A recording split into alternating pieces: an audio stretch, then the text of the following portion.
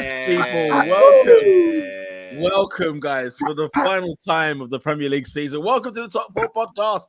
My name is Peter. I'm an Arsenal FC fan. I'm joined by Oscar, a Chelsea fan. Listen, we said goodbye to one of the greats, one of the greatest in the European game, one of the greatest centre-backs to do it. Thiago Silva, goodbye. Arsenal, another year, another bottle job. We go again, man. We go again. We go again, ladies and gentlemen. How friggin' dare you? I'm joined by Robinho, a Man United and Internazionale fan. Big up the Nez, at least my team got to lift the trophy this year. Can't say that about other teams. However, all rise, because court is in session tonight for certain people, for certain clubs, for certain comments. We did not forget, people. We did not forget, and we will bring them to justice tonight. Oh, Lord have mercy. I'm joined by David, an Arsenal fan.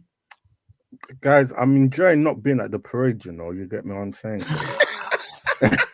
I wasn't invited to. Hey! I wasn't invited to. But to be fair, you were invited. Guys, did you see my picture though? Did you see my picture though, Pete? You didn't comment. What was your picture? No, what was your picture? In the group chat, bruv. We didn't get to parade and that. Yesterday was a mad thing still. I'm a two-time Premier League champion, cuz. Oh, on the FM. Sign of flipping striker, blood. You'll be champion. You'll celebrate next season, bro. Don't worry. Oh, man.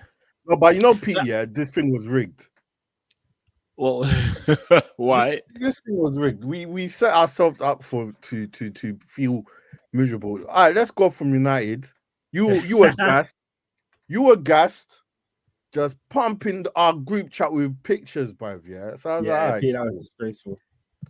It's not a disgrace. I'm gonna lie, because I know you were with your fellow people. We were kind of still in your hands. So I was about to beat you up. Fellow people, There was flooded my phone storage with Arsenal Man United picks.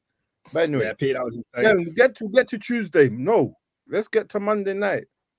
Certain man decided, let's go to the hotel, blood, and try to set off fireworks. We're City there, bruv. Nah, cuz we're not there. And then the whole week, the whole of Sunday and Monday, I'm seeing Arsenal fans twerking for Spurs, bro. I'm like, what is going on? Man, am I doing live watch-alongs on Spurs on Arsenal Fan TV, cuz? What is going on? They called it a prayer Oscar, they called it a prayer along. They called it a prayer along. I mean, I hear it. I talk to your boy, Mo Arsenal 8, bruv. Don't think I didn't see that picture. He took it down. What did he post? He posted of Sonia. He's going to do something for me, bruv. He took it down immediately. I've gone back after that miss. You see Mo 8. That's not who is that Mo Hader or nah? No. Arsenal was the one that came on this podcast. When he came on this podcast. Yeah. Don't think we didn't see it, bruv. You're lucky I didn't screenshot, but yeah. You don't. One thing, Pete, you taught me, you don't shop in your rivals' bins and you don't put your trust in Tottenham. Why would people put in their trust in Tottenham? Two things that should be done. And then, what is it? My man, from you were rehearsing the trophy presentation. Some idiot decided, let me TikTok, cuz. Wait, David, are you just going through your not that guys? Basically, bruv, I'm going through it now, bruv. I was screen like. Bear this in mind, David is reeling off a week, Oscar. This is the last week. This is the last 7 days he's reeling off here. We're trying to will the Premier League to us, but we're not going about it correctly. And then the Athletics everyone starts posting, Richard Masters is coming to the Arsenal game. Go and do your job, bruv. You should be at Manchester, bruv. They're the ones top of the league. You go and hand the trophy, blood. Do your job. Man said morality, bruv. I'm gonna stay at the move, man. Just rig the whole thing, cuz. And then guess what channel we're on? We're on TNT, so I can't watch it, bruv. Oh, stinker. I hated that word. TNT have never had the last game of the season ever. Never. Sky Sports was That greedy was of a shock past to me. days. That was a big four shock to me games. when I saw that. That's when I saw that, I was like, nah, this title's not coming. I need my Sky Sports. And you know what's the funniest thing? It was all leading up to what? 5 minutes in? No. 5? No, guys. It was less than that. Hold on. Even this is what sealed it for me, Pete. Yeah. Now, my mate who I work with, yeah, is a West Ham fan, yeah. Mm. And I was screaming at this formation that Moyes played. So I told him, brother, go and do a research. How many times has Moyes played a back five? He went and done it. He went and think. I was like, Dave, 37 games out of 38, he played a back four. Why on the flipping last day have you decided to go to a back five? And I told my supervisor, watch, these are going to score in a minute. What happened? Work with Foden with a worldie, blood. It's a joke, but I said, this is done, man. It's Peter will rig. They set us up, bro. They set us up to fail. Peter, guys, I was actually in a good mood. I was actually in a very good mood today, and you've just brought me back down. You've killed me here. How many points was the League One on? Yeah. How many? Was it 91? As you said, it was 91 points. 91 as points. I said. 90. Could have did score a banger though. Oh, banger! Guys, are we down straight into the action? No, I've ruined it. Still did introduction, guys. Sorry, I've just had Let's get the instructions out of the way. That was on my heart, bruv. I was screwing at work. Oh, I hear you. The commenters are commenting. So I want to get to the comments quickly. We're forgetting one per person. No, I'm saying AD's in the building, a Liverpool fan. What is going on, brother? Where are you? Let's be having silent. you. He's definitely silent. Hey, He's bro. He's unmuted. He's but unmuted. Not saying a word. He's shocked. He's grieving. All right then. That'll do it. Klopp hurt him. Very quickly, guys. What was your highlights of the weekend? Very quick, Oscar. Fury getting murked, blood. Fury. Yeah. The referee saved him, blood. Hey, Usyk had him on the ropes, blood. One more punch, blood, and it was a wrap. Yeah, was it a chicken wrap? Yeah, man, it was a chicken wrap, bro. Undisputed. Oh, yeah, you know he's not that guy. You know he has to get out early doors. Michael Buffer, blood, sort it out, bro. You're a legendary guy, bro. What did you do? He fumbled the ending, bro. So you know how you announce the scores? This one 114, 112 Usyk, Fury 114, 113. The whatever judge name scores it 114, 113 to the winner, bro. He missed out, and the undisputed. He done it at the end, bro. He done it in reverse. I'm like, yo, Michael Buffer, blood. You were smoking that. Hold on. There was a clip that went viral last week of somebody announcing the wrong winner. Some women's boxing match, and then they had to redo it. Yes. Hey, you man want to talk about howlers? I had a stinker announcing this weekend. What did you do? I had a stinker. I was waiting for you to text me in the chat, bro. So but obviously, TNT, bro. I didn't see nothing. What did you do? No one. I had TNT on, but I didn't even hear you. You didn't even hear it, yeah? Oh, yeah. Sorry. You didn't even hear it, yeah, fam, guys. So Everton scored the free kick in it. Yeah. These times, yeah, I was certain that Idrissa Gueye took the free kick, blood. Yeah, I was certain in it. Who's standing next to him taking the free kick? Now imagine, right, as the free kick's going in, people in front of me stood up, right? So I had to oh snap, let me look at the screen.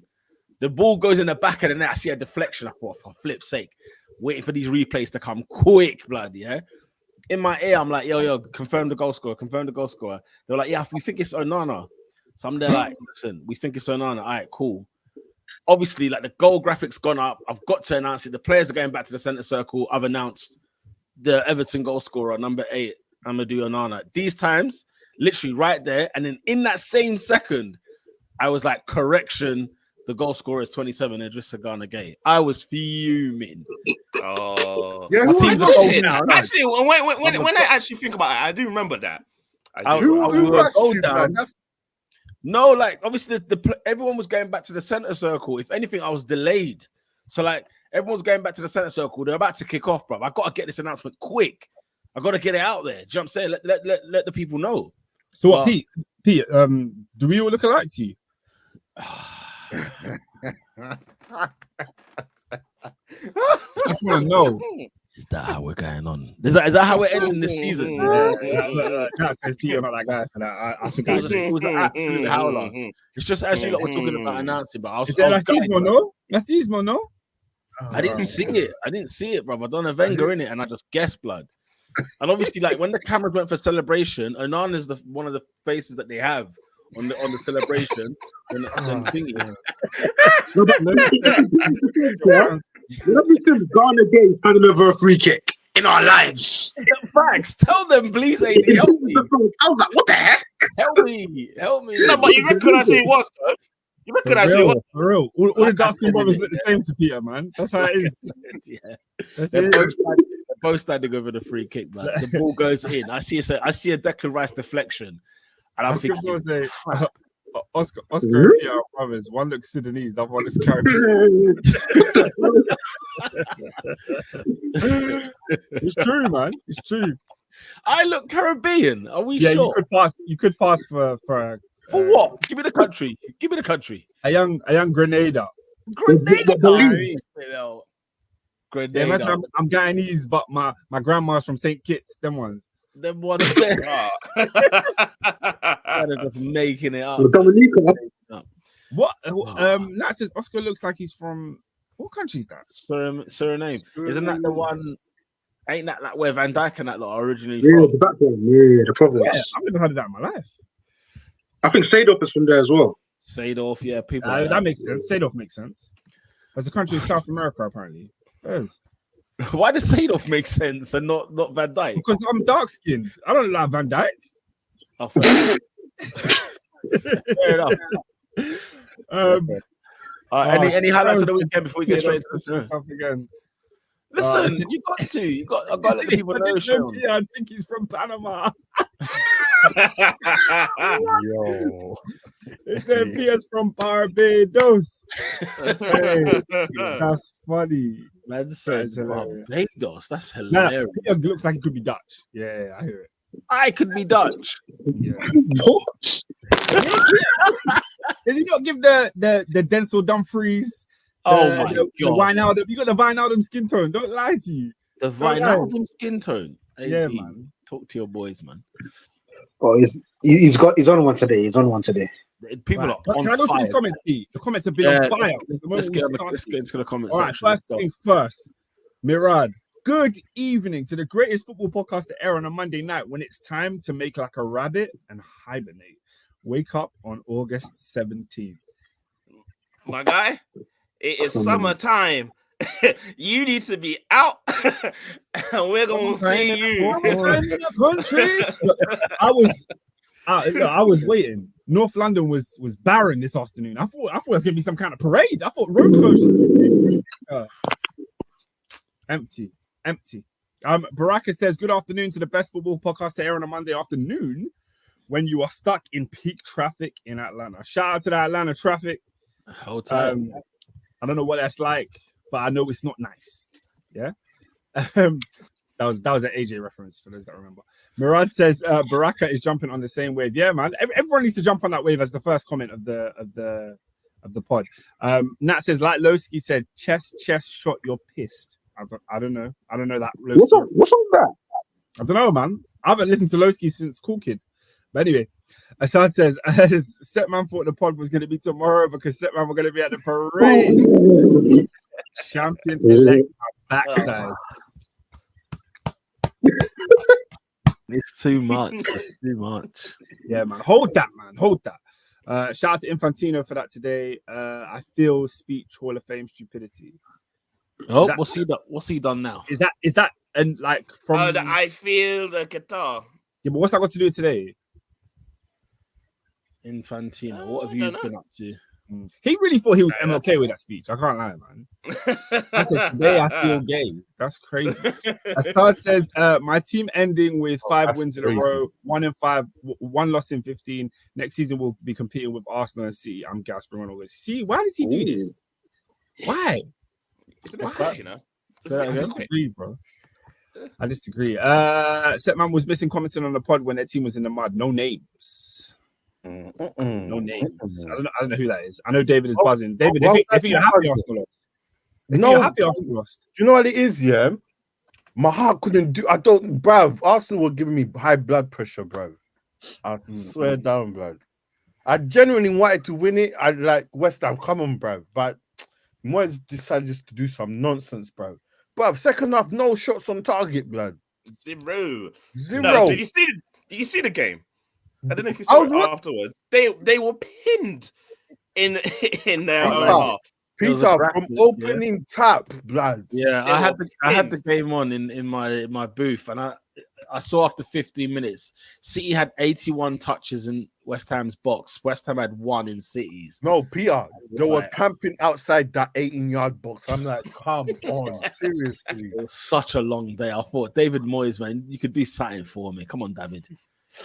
But yeah, I don't know. Let's carry on. We're not done. Yeah, Tahar says big up top 4 pod on Monday. I thought it was meant to be a parade on. Murad, hold that. Peter, hold that. He who laughs longest. He went for both full names. He said both of you need to hold that and your ancestors. That's crazy, you know. That's crazy. Why are you ad-libbing on these things, man? He said the full names on both of them. Hey, you know your pod ancestors, bro. This guy. Only the Arsenal side of the family. That's it. Only the Arsenal side of the family. You think I wasn't texting cousins and uncles?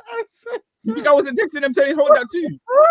Yeah, hold that. Nat said, big up AD gone ghost since March. Huh? Guy's a criminal. Today's your day, bro. Today's your day. Run jokes. Why isn't that running jokes about Thiago Silva? Run jokes about your team. Can't lie. Look at the play. Like a naughty schoolboy. I've seen my team win a trophy. You've been caught. Get out of here. You that community shield. We'll take it. We'll take what we can get. Yeah, you will take it because that's what you're gonna get.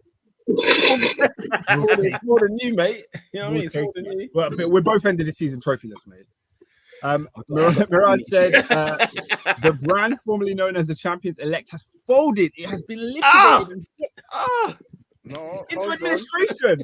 No, hold on. No, we haven't decided yet. You still need to go through court. You need to get the papers signed off. You need to tell Jamie Redknapp that because he was moving crazy. What was he saying? Bruv, he said it on, was it a Monday night? I don't know after what game, yeah? Man went bold, Brad, said, no matter what, next season, Arsenal will hit the league. That's man like Redknapp. Yeah, I love head loss like that because there's no need for you to make that statement. Yeah. Something just compelled him to say something it's on wild. YouTube. Let me find it. He you don't said know what's going to happen next season. You don't know. It might have been after. It might have been after the Spurs City game because he was on that coverage. Hold that. You know what? When you've lost your head, that's when you make wild takes, you know? You start claiming your team's going to win the league. You start backing certain man to score 30. Like, when your back's against the wall, you go crazy. I don't know. Human nature, bro. There was no need for him to say that. No need. I feel for him. You know when you lot say head loss, yeah? The thing is, he was spitting blood because he saw his Tottenham fans cheering Man City winning. That's what caught him off. Because I remember he was angry, but he was caught off guard. That's probably when he said it. It might have been that game because he lost it. He lost it. We need to introduce another man to the stage. The one and only.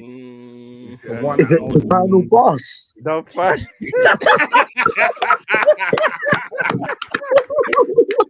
Man said he's the final boss.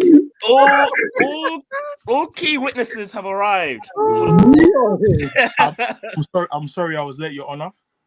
I had to get my 10,000 steps in. I'm only on 8K today. I'm slacking. I mean, another organization that's slacking, you know. Yeah, I would say you're not the only one slacking. Yeah. Tahar says 38 pictures last week for what, Pierre?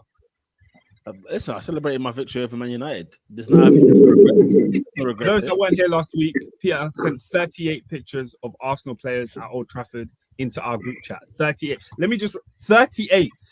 No. Yeah. You know, WhatsApp only allows you to send 30 at a time. So these were in installments. I could do more. It's 20. Only 20 at a time. Is it 20? You know it's the limit. I don't know the limit. Knows the number. Oh. Okay, That means he wanted to send more. He wanted to send more. There's bare comments, so I'm gonna have to speed through. Assad says Arsenal done everything but win it. My thing is, why are they holding more corn than Liverpool, who were top for the longest, easiest running too? Shows which club is more relevant. Right. Can I get him? Can I get him? Yeah. We will be there. No. We will be there. First of all, Asad, what you have to remember, yeah, is you see on this podcast, yeah, you don't get many occasions where managers chatting. You don't get that. So when it happens, the snipers are ready. And I'll be honest, Oscar, David, Robert, we are on one side. Do you remember when Kendrick 1 versus 20? Yeah. It's 20 versus 1. It's 20v1. Let's go. Let's go. Comment, yeah. Arsenal didn't even crack 90 points. Don't tell me that they did everything to win it. Oh, like, come on, man. Do me a favor. No, it's so true. It's so Do me a favor, bro. The narrative. Even crack 90 points, bro. The narrative is like you did everything you possibly could have done to win a league. But obviously, we didn't do everything we could. That's what I'm talking. That's obviously not the case. But you know, anyway, hello. We get to the first. Shout out to this people. We got to shout out the only City fan in the comment. He said, "Good kick about on Sunday, wasn't it?" Congratulations to Manchester City winning 4 titles in a row. Balotelli, I'm sure. Kick about last couple ones. SW6 is in the building. He says, "Good evening, Murad. Good evening, Peter." He didn't say good evening to David. I wonder why.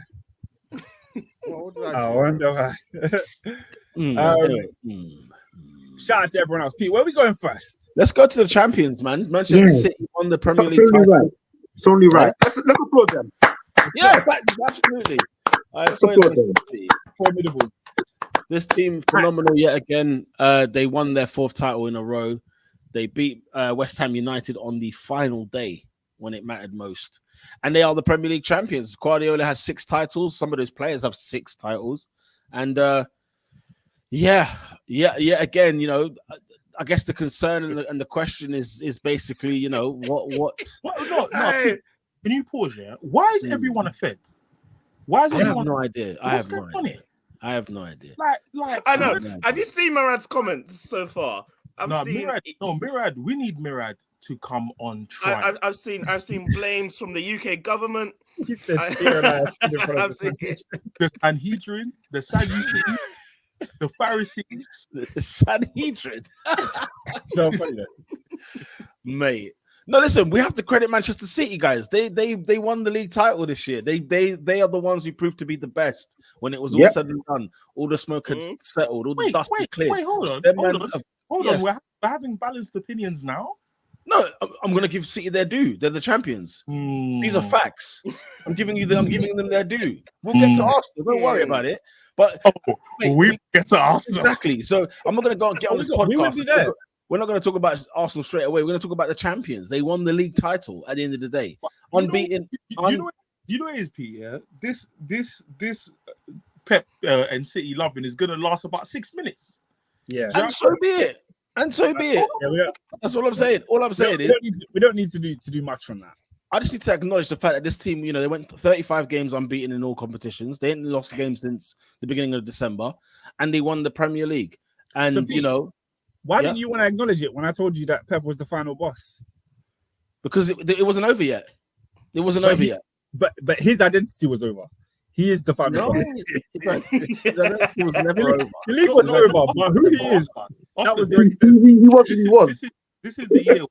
No, you know, like since Pep has been here, there's been years where I said, "Nah, this surely has to come to an end." I think this is the first year where I've said, "No, you're the favorite until someone says otherwise." Yeah, like he's too sick. He's too good, bro. He's amazing. He's like, you know, at the end of the day, like I think he's got 12 or 13 league titles in all in his career, which means like 15 years. I think he's got in what 14 years, 15 years, something like that. I think he's only not won the league twice in his career, right? It was 3 times because Three times in his career. he lost once to Mourinho in La Liga. Then he lost obviously when he joined City. He finished Oh, third yeah. or whatever. And in 2020. He lost the Klopp. Yeah. So in 15 years, he's won 12 league titles. If there's one thing he guarantees you, it's the domestic. He will dominate the country Without a shadow of a doubt. And at the end of the day, like that's just he's a phenomenal manager. And everybody can say what they want to say about Man City and players and money and everything else. Guess what? No other manager's doing that. No other manager at City is giving us the numbers. No. He's not winning. He won't win. No other manager wins 6 titles. No other manager beats Klopp. No other manager beats Mikel over the last 2 seasons. Like you are, unless we're talking the elite. I mean, like the Ancelottis and people of that nature. Like this man is a different level, man. He's a different level. And one thing that really interested me after the game, I was watching the celebrations, and the funny thing, he makes this comment. He says, "Look, people think I impose my philosophy on the players." He says, "No, Tiki Berestein gives me the players, and then I go with the best tactics with them. If I have Messi, I play false 9. If I have Haaland, I can't play false 9. I got to play with a striker. I got to do this, that, and so he's talking about all these things that he does, which made me think like I was one of those people that thought, hey, listen, his philosophy is before players rather than players before philosophy type thing. So to hear him say that, it was like, oh, right, okay. But he says this every year. What does he say? He gives more credit to the organization around him. Yeah, that facilitates his success every year. But media choose to ignore it and to give Klopp more. Do you know what I mean? And one thing I did yesterday, yeah, I was watching the champion celebrate because I just watch it because I wanna inhale the feeling so I know what it's like again. Do you know what I mean? So like what was I gonna say? Like people give Klopp his flowers and he's due his flowers, but I think people feel like if you have a Lamborghini Urus, your life should be easy, and therefore there should be no difficulty in having and maintaining that car. What people don't understand is every year, and this is what I deeped about Arteta. I came to the conclusion yesterday: Arteta's not good enough. Like this is not a Arteta can't win the league in the Pep era. This was while this guy's here. Like, because I looked at it yesterday, I was like, Arsenal's starting 11 and City's starting 11. It's fine margins between the two. The level of quality is almost equal. Hence 5 losses to 3 losses. But Pep Guardiola can tell Nathan Ake, you're going to be my guy for the next 4 months. And then I'm going to drop you after that. And then Gvardio's going to come in. Do you know what I mean? And he's able to get something out of Gvardio that, for example, Arteta can't get out of Reece Nelson and Smith Rowe. Because I look at City's bench, and I'm like, they're not wavy. Grealish has not done anything in the last 3 years to warrant any praise from him. Do you know what I mean? I looked at their bench in one game. It was Oscar Bob and Rico Lewis. What's it called? And I think Grealish, John Stones, like their best player on the bench was John Stones, Julian Alvarez in them, yeah? Arteta's a good coach. Arteta's a good coach. But while this guy is here, I don't know, guys. I don't know. Do you think it's impossible for Mikel to win a title whilst Pep's here? No, I don't think it's impossible. But I think, in my opinion, the best he can do is what Klopp did. Maybe Klopp like a 1 in 4. Like Klopp won once. And this is to say that it's actually a compliment that a manager this is his first job is being able to go toe to toe 2 seasons in a row with the best and come up short by what was it last season? Was it 4 points? I think it was 5. 5 points, and this season is 2. And the thing is, those are the margins. Those are the margins with this guy. So again, can Arteta win the league with this team? Of course he can. But if Pep was to come to this Arsenal team, he'd be able to utilize more of the squad than Arteta's been able to. And I think from a coaching perspective, that's what you pay Pep 5 million extra, 6 million extra for. Because the whole squad, Like that's what's going to be used. Because I looked, and also I think the other thing is that Pep's experiments. I don't know. Does he have an experiment as big as Kai Havertz for 65 million? Does he have an experiment that big? Because other than Grealish, I would say no. But Robert, Jack Grealish came to play left wing. Yeah, that's not an experiment. Grealish doesn't play anywhere else. David made a point, a few months ago saying, I think it was Villa. I might be wrong, David.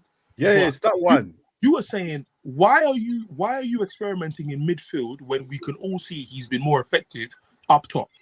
Do you know what I mean? And it's like Pep is not playing those games, and I'm saying, listen, the minute Pep leaves is Arteta's league, in my opinion. The minute Pep leaves is Arteta's league, because I don't see anyone coming in from any other club.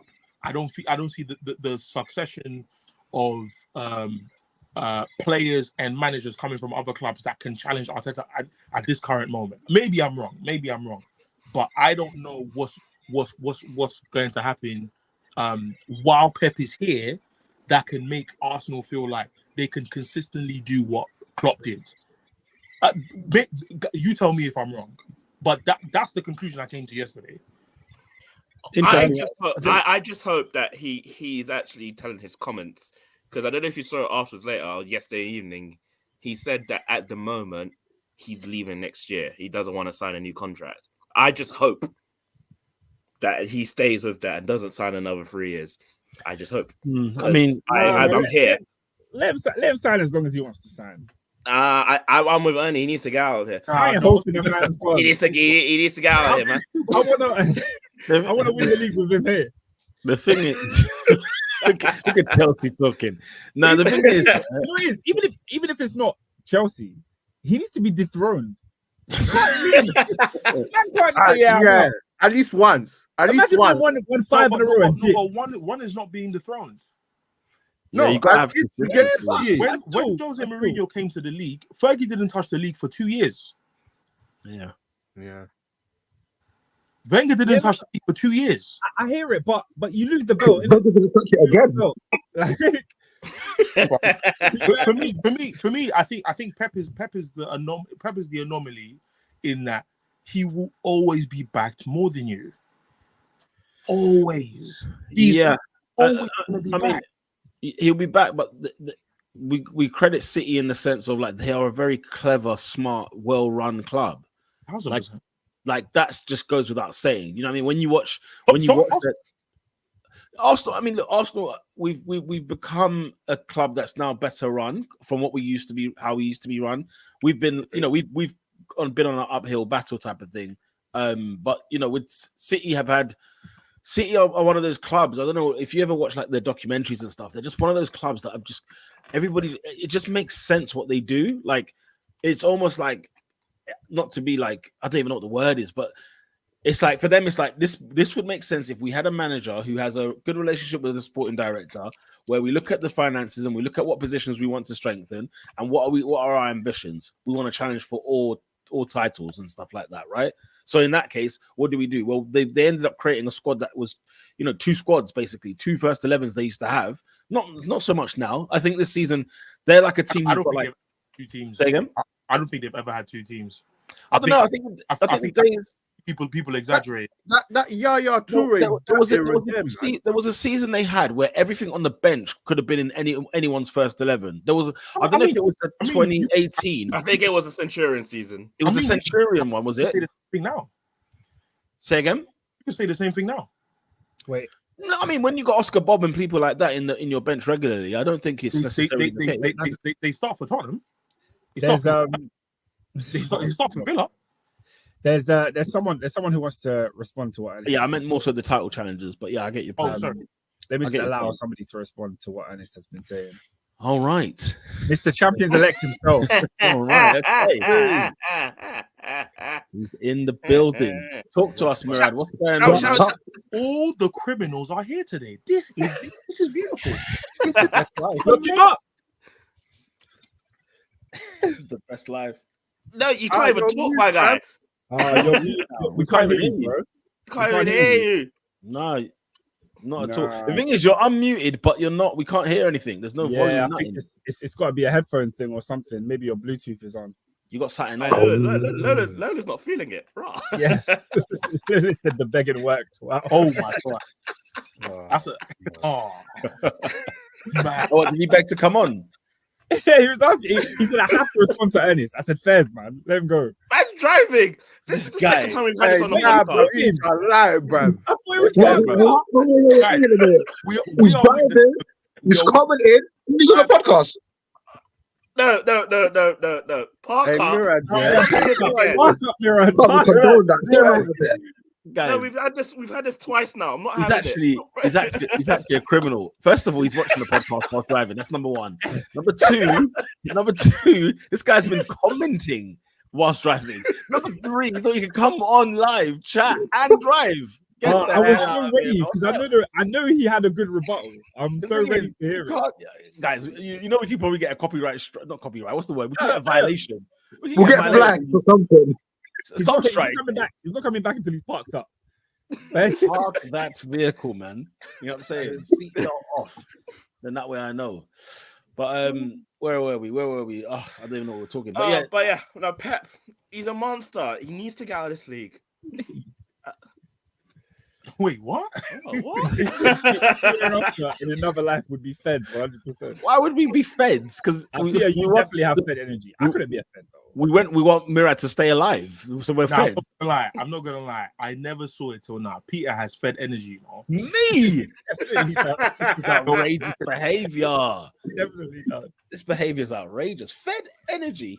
Peter's the type of guy to wear slazengers to the ends and pretend like he's hip and just chill random. Well, I don't want no trouble. The only I don't thing want no trouble. negative I have to say about City, then we can move on. The crowd invasion on the pitch was so dry. Yeah. Wait. So dry. It felt Dry? forced. Yeah. Well, you It want felt more? forced. Yeah. Like, you know, Well, when the I emotions, think, like, it didn't feel like, you know, when like Bayer Leverkusen won the league, like it was ecstatic. These man just ran on the pitch and they were just like, "Wait." No, but Robin, It was just like, show me something, man. You won the league. that's the point. This is the fourth time in a row. I'm tired, bro. Like, we won the league, sweet. You know what I mean? But still, man. Still, you're not at a big boy table like that to be acting like that. Mm. You know? Yeah, no, that's just the only thing. It just felt like, meh. I've seen better. I've seen Even better this when they won at Spurs, because that was one of the games that clinched the league, and you know Haaland scored that penalty late on. I thought the crowd would be going crazy. Yeah, that's the one. They didn't really. Oscar, like when was the last time they invaded the pitch? Like, honestly, this is a team that's won. They've won 4 in a row, for goodness sake, right? Like, invading the pitch would be really weird. So the fact that yeah, but I'm saying like no, because Robinho's saying like, look, it's very like tame. But like, I'm thinking, well, like I'm not against a pitch invasion. It just felt like if you're gonna do a pitch invasion, I can't lie. Make it, yeah. Pitch invasion is so dumb. It's really dumb Because That's the Fed Peter coming out. That's the Fed Peter coming out. No, Because think he's about thinking it, about though. health and safety. He's thinking about the stadium staff. He's thinking about all that. We're fans, Peter. We don't care about that. It's not even that. You saw like Haaland, for example, as soon as the invasion happened, Haaland jetted like a frigging lightning bolt down the tunnel. He was gone. You know, and okay, you can say the players and whatever else, but that people are stupid. Do you know what I mean? Like, people are stupid. So, like, an invasion is just really dumb to me. Yeah, I don't get that's it. what I'm asking. Like, if you're gonna pitch invade, like, come here, do a mad But thing. The thing is, there's a lot of. I mean, I think what happened was though, like, I think majority of the City fans were like, "This is dumb. What are you not doing?" Because more time, if 10, 20,000 of you run together, no one stops it. Like, you can't. No matter how much police or stewards you got there, you will make it, right? But if you're like a couple hundred here and there from a little block, then you know what I mean. But yeah, Brother, why are you still driving? halfway parked up. Flip sake. No way, brother. Anyway, You can't be driving. You can't be driving. That's insane. I don't know. Balotelli's saying we're on the big boy table now. In my opinion, yeah. I mean, you've won 10 I leagues. fully agree. I agree. They are. They're here. They're here. You're still chasing City, Arsenal, Oscar. Liverpool. They are 3 league titles away from Arsenal. Yeah, that's an issue. No, but when I was saying it, I wasn't saying it as though they're not a big deal. I meant it in the sense of you've still got more to accomplish. So it's like you can't be tired of winning when you're not like that. You're not up there. Tired of winning in what sense? What, the pitch invasion not being? Yeah, so we're talking about the fact the fans didn't seem to love it as much as we thought they would. Listen. The banter between United and City fans that they don't have a lot of fans is not. It's not out of nowhere. Yeah, like, but I don't think that's ever been the issue. The issue has always been the fans of Manchester City, the ones that are there, they love that club because the ones that are older than the age of 20, let's say, they've been supporting it through the dark ages, and I think people should get it. No, but I think essentially like what we have with Liverpool is an actual hatred, whereas with City it's like you were man's local bros for years, and it's like I think because there is no actual one they're dominating the league, and I think 2 there's nothing to feed off, if you get what I mean. And so I think this is the best you're gonna get. They won the treble, and they didn't celebrate like we've just equaled our neighbour's biggest achievement. It didn't feel. The thing about City is not to make it romanticized, but there is no feeling. It's just okay. You're better than everyone, but that's crap. But no, it means less. I think the what fueled the 90s and the 2000s was that as much as United were winning, it was like there was still a level of Wenger can still get competition. Yeah, like Jose can still get Kevin Keegan was outside, Dalglish was outside. With Pep, it's like you're sick and everything is perfect for you, and your fans are not representative of that in the same way, for example, like Madrid are. When Madrid like play in the Champions League, the presence is there. They have the je ne sais quoi of no, we're really gonna show you that we are a 14 Champions League title winning team. Like, we're not small boys. With City, it's like City have had the best midfielder in the league for the past 6-7 years, but I don't think we care. We don't. And it's a shame because it's like, I mean, it's not a shame, but I'm loving it. But ultimately, like, their accolades are going to be accumulative accolades rather than like individual accolades where you can say, like Peter said, I detailed this morning as well. They have like six. There's man that have won more league titles than Wayne Rooney. Yeah, like, but again, this is more domination to me than when United were dominant. And I know United have got 20 titles, but I'm sorry, like I lived through the 90s and 2000s thinking, no, guys, 4. This is crazy. Yeah, but even it's not even the 4, but it's the amount of points they're getting as well. They're dominating every league. That's another thing. They've got 8 league titles since Mancini joined the club. And it's the manner. We're talking 8 in how many years is that? In 12 years, they've won 8 titles. Yeah. But I think it's the manner in which they get in there as well. It's the manner. Yeah. But the thing is, the City hate comes because it's like, well, you're supposed to. Of course, you've won 8 titles because you're bent. Like, of course, got the 8 titles. You were owned by a country. You spent hundreds of millions a season. You know what I mean? Like, from the jump, they went and started buying players. To add to your point, Peter, it would be a bigger travesty if they didn't win it. But then you add, but then on top of the infrastructure and the squad, and then the rebuild since 2008, you have arguably the greatest manager, for at least for me, the best coach the Premier League has ever seen. You add into that mix.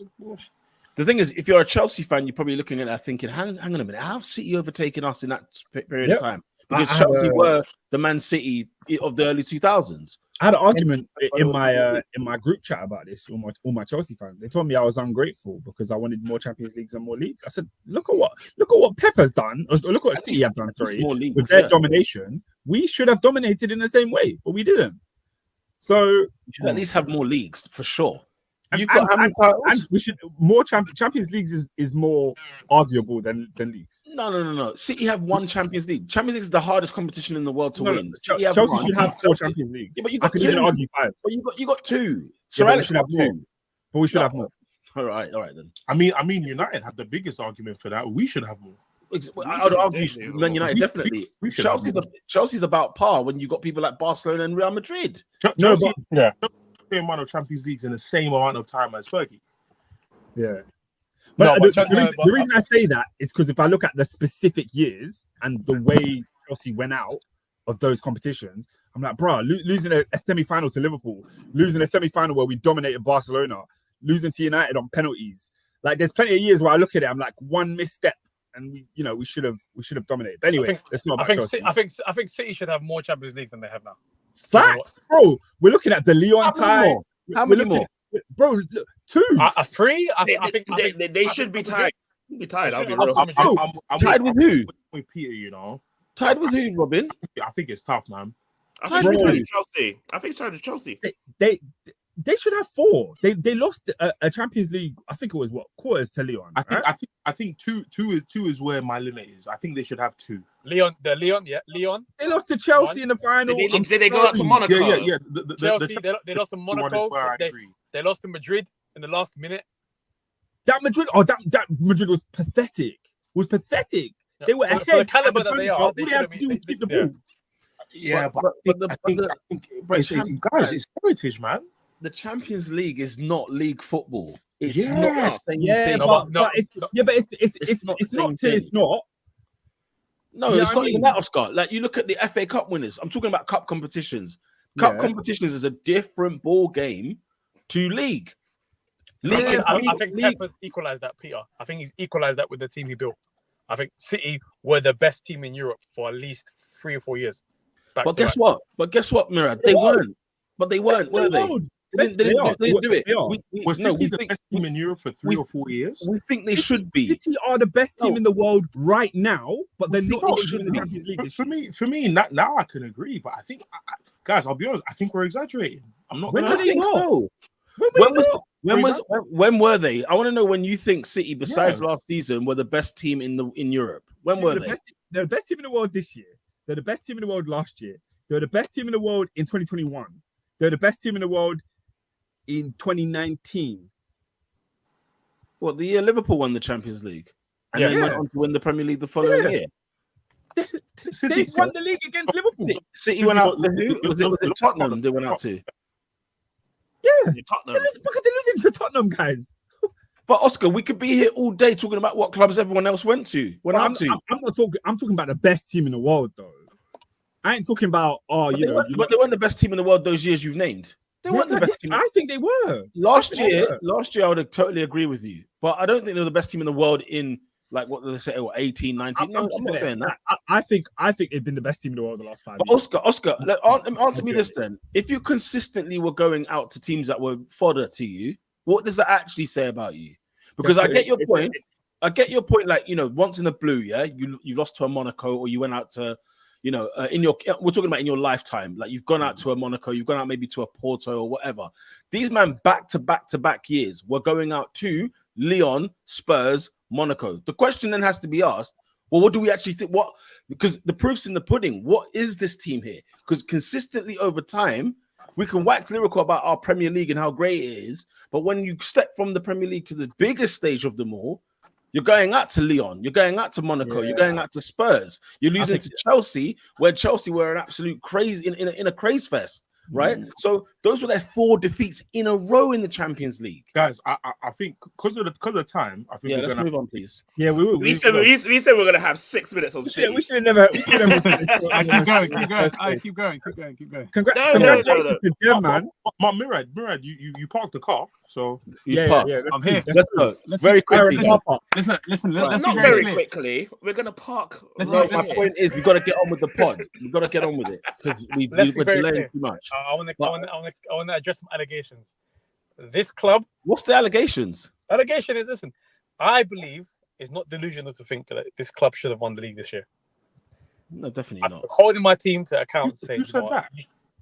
Just in case, before we get started with the the trial, the court. But let's not start on what no one said. Like what are you?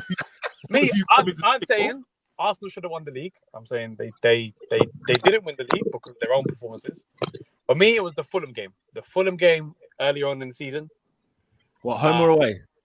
The home game. I think dropping 2 points needlessly, that game shouldn't have happened. And then the West Ham game. That's it.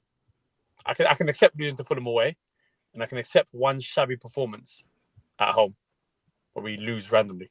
I can't accept the other. Where are you, David? Where are you with the whole Arsenal situation and why we lost the league and how and should we have won it this year? You must take 3 points at home when the opposition is down to 10 men. Agreed.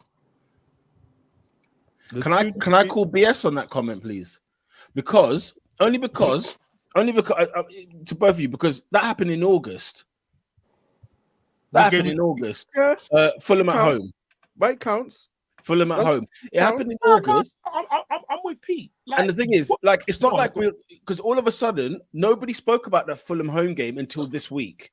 Yeah. And only now I've been hearing people say, yeah, Fulham at home, we you're down to 10 men and you're 2-1 up and you can see that a set piece and X, Y, and Z. And I hear it. It's not a good enough result. Don't get me wrong. But I didn't hear nothing. I'm not being harsh. I heard nothing. I heard nothing from September to May. I heard nothing about that result. No, he's right. People spoke about the West Ham, the Fulham, and then the Villa. But for me, Peter, at this point, we cannot afford to drop points at any point in the season against this team. Because that needless performance against Fulham... But Mirad, hold on. You were preaching Champions Elect for 2 years in a row. So what was the issue there? But listen, I believe the first year we got ourselves into a title race that was by luck, and we bottled it. That's not how you spoke last year. No. At the end of the season, I said we bottled it. But no. I'm not even talking about the bottling. It's just the level of him last year. Listen. Last year I was proud of what I saw on my team. Now, I don't want to interrupt you, so please don't interrupt. Apologies. Go for it. So I remember. Yeah.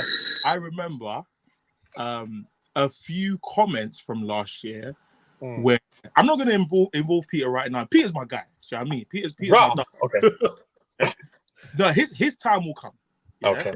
But because you parked the car, I thought I don't want you to, scutter off, or before we delve into the real the usuals. Okay, so I wanna discuss a few things about last year. I remember you said something about if Holding isn't in the team, it's a different season. Agreed. And if Saliba was fit, Saliba was fit this year. So you care to comment? Yeah, listen, there's no excuses. We should have won the league on our own merit. You should have won the league on your own merit. Yeah. Mm-hmm. Why didn't you? Because of certain performances that just didn't go our way at the time. But if you're champions elect, performances shouldn't matter, right? It's self-fulfilling prophecy. Agreed. And unfortunately, in this case, it mattered. So we go again. Like I said, we go again. Champions Elect is, the former brand Champions Elect is liquidated. It's gone into administration. But there is a new brand. It's called Champions Expectant.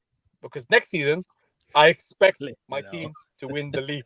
So Taha, I English is for the sake of argument, my first language.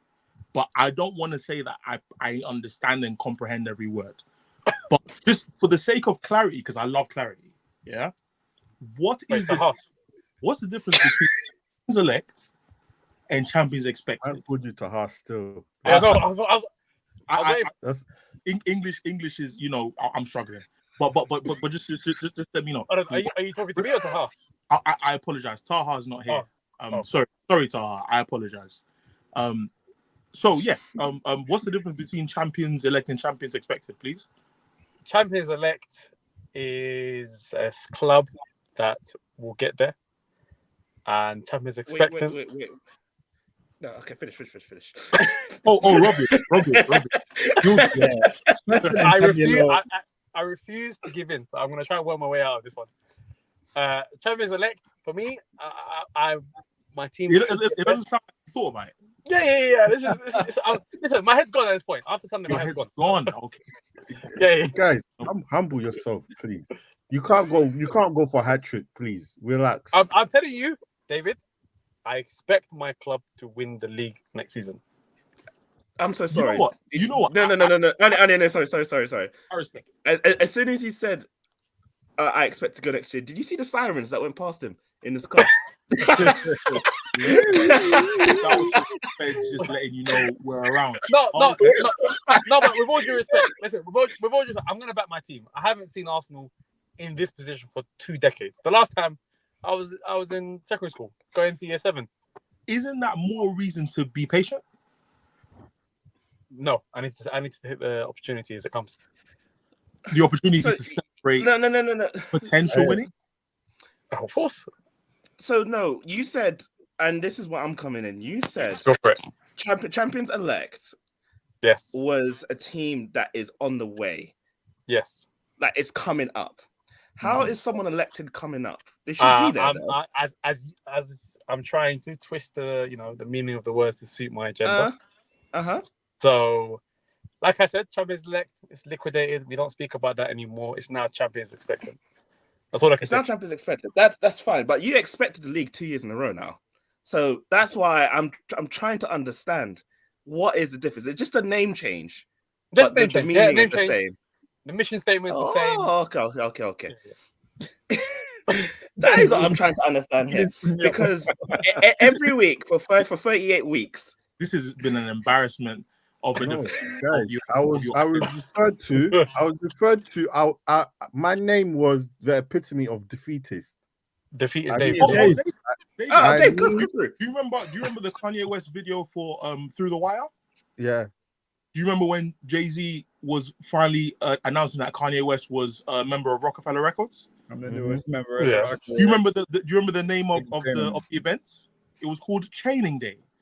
So I, on behalf of the rest of Top 4 Podcast, relinquish Peter Charles Xavier Mujuzi of the tape. This is your tape out now, David. You are the foremost, honourable, lofty, His Royal Highness, the chieftain of all things Arsenal Football Club. You know, George Graham and all the man there. We take your opinion just a little bit more seriously than the Peter. So anything Arsenal related until Mikel Arteta wins the league, your opinion will be taken first. That's fair. That's fair. Anas, this man is in the mud with me as well. Sorry? He's in the mud with me as well. Do you know what, Mirad? I really respect the brotherhood you're trying to form with Mr. Mujuzi. The only thing you want to be in the trenches with him. I respect it. Yeah. The thing is, I'll say this, Mirad. Yeah, I'm disappointed in you. I'm disappointed. Why? I'll tell you why. There is betrayal on either side. I'll tell you why. I'll tell you why. I didn't deny Jesus this quick. What is going on? I'll tell you why. Well, I didn't deny you. I just said I'm disappointed in you. And I'm disappointed in the fact that you've relinquished the title of Champions Elect. I can't believe you've done this. I can't believe you've let them break you down. No. Okay? And now Hold you're on. expected. Listen, that sounds like hope. That sounds like hope. There's no faith. Let me clarify. I haven't really, but after looking at the last 2 seasons. Wait, what's going on? What's going on? Let me listen. Listen. You're right. Do you put them to us? I'll be quick. Listen, after looking at the last 2 seasons, you know what? If we're gonna improve, flipping hell. Listen, we were in the title race the first time. We took them to the wire this time round. If we are to improve, the only improvement now is to expect the league, like properly, as saying, hand on heart, we have to win the league. If we do not win the league, it's a failure. Can I tell you something? And you see, that's where I completely disagree. Yeah, I'm not with that. Mikel Arteta is in his 4th season of management. He has gone toe-to-toe with the big dog. and he lost the league on 5 L's, and the other guy lost 3. We won the same games. We won the same amount of games. Here's what I would say. You had the same goal difference. The thing is, but they're not equal. My expectation next season is to challenge for the title. That's it. Okay, I'm not saying we have to win the league and it's a failure. You got to be. Have you not watched what you've watched this last 5, 6, 7 years? I've watched it. Football club we're up against, right? Liverpool twice got 90+ points and didn't win the league. Okay, that was, if that doesn't tell you the monster enough, nothing will. Nothing will tell you what you're up against. I'm sorry. The honorable David Sonoga is speaking. Oh dear me. Oh dear me. Once again, I'm going to make this statement. If you do not have a 20+ goal scorer in this league, in your team, you're not winning. David. It's been proven twice. Last year, we didn't lose the league because of a striker. We didn't lose the league because of a striker. We didn't lose the league because of a striker. David, we lost the league this season. We lost the league this season because we lost. We lost the league this season because we lost at home to Villa when it mattered most. And why? And what happened? What's the score? We lost 2-0. That wasn't because of a striker. That wasn't because of a lack of striker. What I'm saying is you can't. Goals win you games. We scored 90+ of them. We scored over 90 goals. Oh, and how many did City score? Dave, to be fair, we scored 90 goals. I think it's not bad, man. I think it's one of those things. It's expected to expect perfection because it's Pep. You can't like you nitpick at the fine margins because they're fine margins, but ultimately you scored enough to win the league. You conceded enough to win the league.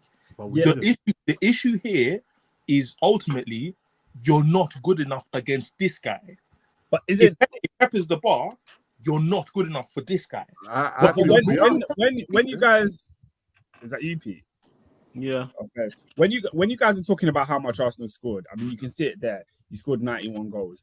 Is there anything to be said about the fact that Arsenal scored 4 against Newcastle, 5 against Burnley, 6 against West Ham, 6 against Sheffield United, 5 against Palace, 5 against Chelsea? However, there are many games this season. Hey, someone pull up Lola's comment. Where in all the games where you scored a lot of goals, there's also games where you lost and didn't score enough. So is there an argument? What were these 5 games? The Newcastle away, the 2 Villa games, the West Ham at home. This is literally the point I'm making. So in the 91 goals that you scored, there's a lot of 5-0s and 6-0s. But the games where you didn't score, it was lacking just one clinical goal as opposed to a game where you score better. So does David have a point there when he said, I think if you had a clinical goal scorer against Villa, maybe you don't lose that game. Well, I'll tell you what then. Let me say this then. First and foremost, Villa away, we scored a goal which was disallowed for no reason whatsoever. Okay? At Newcastle United, for example, we would have had a point had the referee or VAR or whoever the hell you want to talk about can see if a ball's gone over the line or not. Right? Now, don't get me wrong. There might even be I don't know how many games City went without scoring a goal. We scored one of the games that we didn't score a goal in was at the Etihad. Okay, maybe that's something to have a conversation about, but we also kept a clean sheet at the Etihad. We had the best defense in the league this season, right? So it comes down to the fact when you are playing against Man City, yes, there are fine margins included, no doubt about it. But we won the most games we've ever won in a Premier League season. Arsenal, by the way, we scored the most goals we've ever scored in a Premier League season. Bear in mind, we've won the league in the Premier League. We've won it 3 times, one of which we were unbeaten in. So to tell me that we scored more goals than when the Invincible team existed, or the 2 double teams, which had, your Ian Wright, so it had a Thierry Henry, or it had an Anelka, it had whatever. We scored more goals than them. Now, our style of football is completely different to those teams. It doesn't mean there's different ways to skin a cat. The scoring goals was not the problem this season. Okay, it was not the problem this season. Can I propose another? We lost too many games. Can I propose another problem that I've seen floated about? Would you guys look back at your time when you guys went to the Etihad and essentially played for a draw? Would you say draw was a fantastic result? No, that was necessary. Draw was a fantastic result there. So you don't look back at that and go, you know, The game I look at is listen. When it was all said and done, and the dust had settled, the smoke had cleared. We were winning 18, 19 games unbeaten. We went to Villa at home. We lost at home to Villa. We lost the league that day. You know what, Peter? City went 1 second, Mirad. City went and won, I think, 18, 19 in a row. But I think I think in the last 19, 18 games, they won all but drawn one. Drawn two, sorry. And that was Liverpool at Anfield and at home to Arsenal. That's the difference. You know what I'm saying? That's the difference. You can't, if you're going to drop points, it has to be against the big lot. It can't be Villa home and away. It can't be Newcastle away. And it can't be Fulham home and away. You understand what I'm saying? But when we were in March and April and we were heading to the final straw, Villa was was it our fourth last game of the season? Fourth or fifth last game of the season? So you're talking about after game 31, 32, 33. We're facing Villa where it matters most. You know what I'm saying? And we dropped the ball. We dropped the ball at home to Villa. That's where the league title was lost, not going back to West Ham and whoever else. Because guess what? We recovered that mistake. And City, the only thing is City didn't let us in because the only points they dropped was against Liverpool or against Arsenal. They won every other game from December the 6th onwards. You're up against the machine. And so you have to be perfect. I'll keep saying it. If no one wants to listen, we'll go and spin around in circles and circles. Haaland gets 37, Foden's got 19. I think the fear from Arteta is that he doesn't want to play one focal point. I think that's his fear. What do you think it will kind of isolate our attack or minimize it? I think he doesn't want an arrowhead. He wants the goals to be spread about this season, which to an extent is a success. Lots of players scored goals. The goals were shared amongst everyone. Let's keep it £1,000. You didn't win anything this year. Agreed. Upon all your shared goals, this is my critique of Arteta is that he hasn't gone for the cups. Do you know what I mean? That's my personal critique of Arteta. I think that in 4 years, as good as he is, I think I don't think your only trophy should be the first one you came in your first 6 months. I think you should do better with the squad. Do you know what I mean? So upon all your goal sharing, I think is fantastic. It's an end in and of itself. It doesn't lead to anything until you win. You lift a trophy. Yeah, I don't have any argument against that. My only concern about this team is. Oh, you have a concern? Yeah, I've seen it twice happen. I've seen it at the West Ham game and the Villa game. Whoa, guys! I don't think you guys are deep in the word. You have a concern after twice. Yeah, twice. Yeah, I thought this team was perfect. No, first 38 weeks, Ernie. 38 weeks. Listen, he said 79. Listen, 76 weeks if you count last year as well. Okay. I washed off last year, but we can bring it back. No, there's something I've seen twice happen, and it happened in the Villa game and it happened in the West Ham game. For all of the chances and for all of the expected goals and all that stuff, not a goal was scored, and those games are few and far between. They've reduced now, but I see them crop up where you're looking at the team, you're looking at the game. Arsenal have got all the chances, but nothing's going in. I also think something that you guys are not speaking about is Mr. Gabriel Martinelli. Mr. AFCON.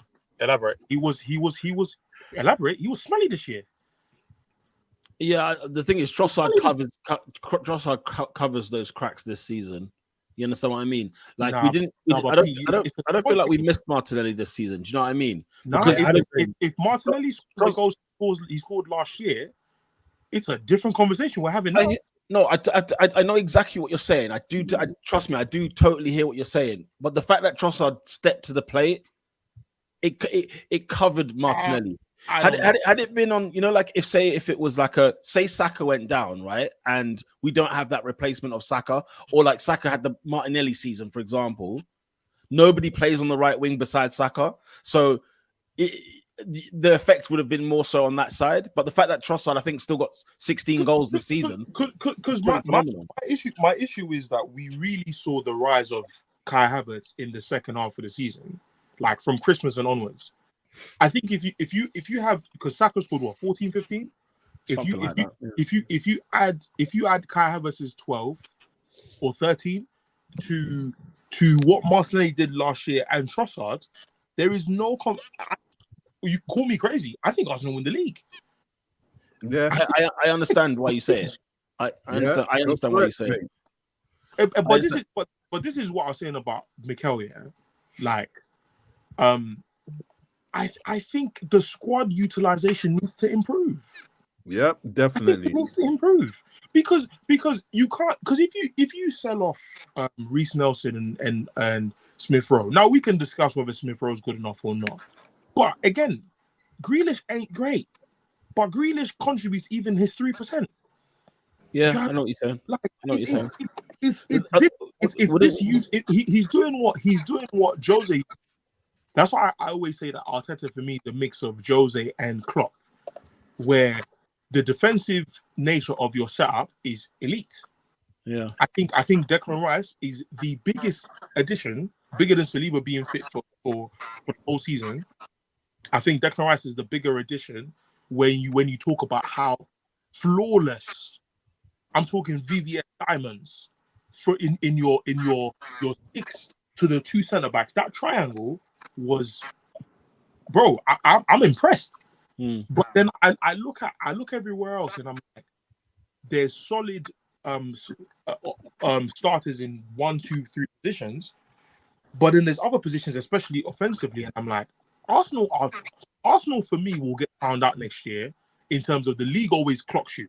The league always clocks second season. Adapt, yeah. And I don't know if we can find a merging of this season's defensive astuteness to last season's free-flowing attack. I don't know if you can find that merge because I think you need it. I think Arsenal need to be scary defensively. I think they need to be very scary offensively. But I don't think that you can do it with the most predictable attack you have. It's quite predictable. Have the same thing. You know what you're saying about Martinelli's performance? I think the other person who Havertz has covered this season is Gabriel Jesus. Because again, he's not had that season, right? I am more ready for this conversation than Man He United. needs to dip. I don't think he needs to dip, David. I think what he needs to get, he didn't make the Copa America squad. So what he needs to do this summer, get that operation done, get it over the line and done with, so that we can have at least a repaired Jesus and see, right, who are you the next season? Like, what are you? Who are you? And then we go from there. The other who I want to see next season? Go on. If we can get him, I don't know about midfield. I think I like the midfield. I don't know. Obviously, everyone gets older. I've got a question on the midfield there, but yeah, go on. I want to see Kudus and Isak, bruv. That would be lovely for me. Kudus to play well. I rotate them, man. We got to do, as you were saying, mate. Next season is going to be a madness. We're going to see a lot of Tuesdays, Saturdays, Wednesday, mate. It is, you got to utilize the squad, mate. All this business of playing Saka every game, it's not going to work next season. Please carry on doing that. I'm enjoying it. I'm enjoying You're killing the boy. You're gonna kill him. With the way the fixture this, Peter, you'll see it yourself. When you get the fixture this early, you're gonna look at it and then add the Champions League, bro. We're not fixture out. Is it around like Euros? 18th of June or something? Yeah, I forgot about the Euros. He's basically going to be playing the whole calendar year. I am telling you, squad utilization is going to be essential. My only critique of Mikel this season, if I had one, right, is purely, I mean, at the start of the season when he wasn't playing Gabriel, it was a bit like, what's going on there? But do you know what happened during the Villa Bayern week of hell? Is that Partey got brought back in the side and he moved Declan Rice further forward, right? He dropped Jorginho, didn't move Declan Rice. He dropped Jorginho, right? When Jorginho was hot in terms of the streak he was on. And I don't know why, for some strange reason, I kind of just look back at those that week and think, did we miss the trick here? Because those were 3 poor performances from us in a row in that week. Because at home, you guys know what happened at home. We did score 2 goals. However, we gifted Bayern 2 goals as well. But I just feel like, and I don't know if anybody watched the game yesterday, but I think Partey's time is done. because he was getting far too run in midfield. Done. I saw him at Old Trafford and I was like, yeah. I'm gutted. I'm really gutted because that was a superb midfielder we had, which I thought, yes, he's taking us to the next level. Injuries once again, isn't it? The injuries did conquer him, but then I'm looking at it, it's as if he's aged like 5 years as well within that injury time, because he's come back and it's just not been the same. I heard you guys are like front runners for Frankie de Jong, and I think that would be a really, really good signing with. Is the party write-off a bit premature? Like, he's only had like 4 or 5 games. The thing is, Oscar, I've been quiet for 4 or 5 games. I've just had to watch it and just say, okay, when will it take? I think because you guys are in the thick of a title race, every performance you need it to be 10 out of 10. But I think like he's not finished. But Jorginho not playing anymore was a bit weird. I remember Peter. Yeah, I said. No, do you know? I remember when I said, yeah, either injuries will cost us or just ruining the chemistry. Like, that's hence why I asked you to Villa game. Yeah, why have you moved Havertz into midfield when you know that doesn't work? Yeah, you did say obviously, Trossard had chances. Maybe if Havertz stay puts in, I don't know. That's ifs and buts in it. But you're right. You're right about that. Definitely, when you disrupt our cohesion, Kivior went out the side, and then Zinchenko came back in, and Zinchenko was having a mare. Mate, I know he played poor against Bayern, yeah, but come on, bruv. The guy's been brilliant for you the whole season, bruv. He's allowed one bad game in it. Who's this? Kivior. Oh, Kivior, yeah. And that whole week, you just messed up the whole thing. Then we have to go to Bayern and try and win, and it was a week of hell. That honestly, I'm glad I don't have to look back at that anymore. Any more on Arsenal before we move on, guys? Hey, are we signing Raya, bruv? Is that official, or is he going back on loan? I assume we're signing him.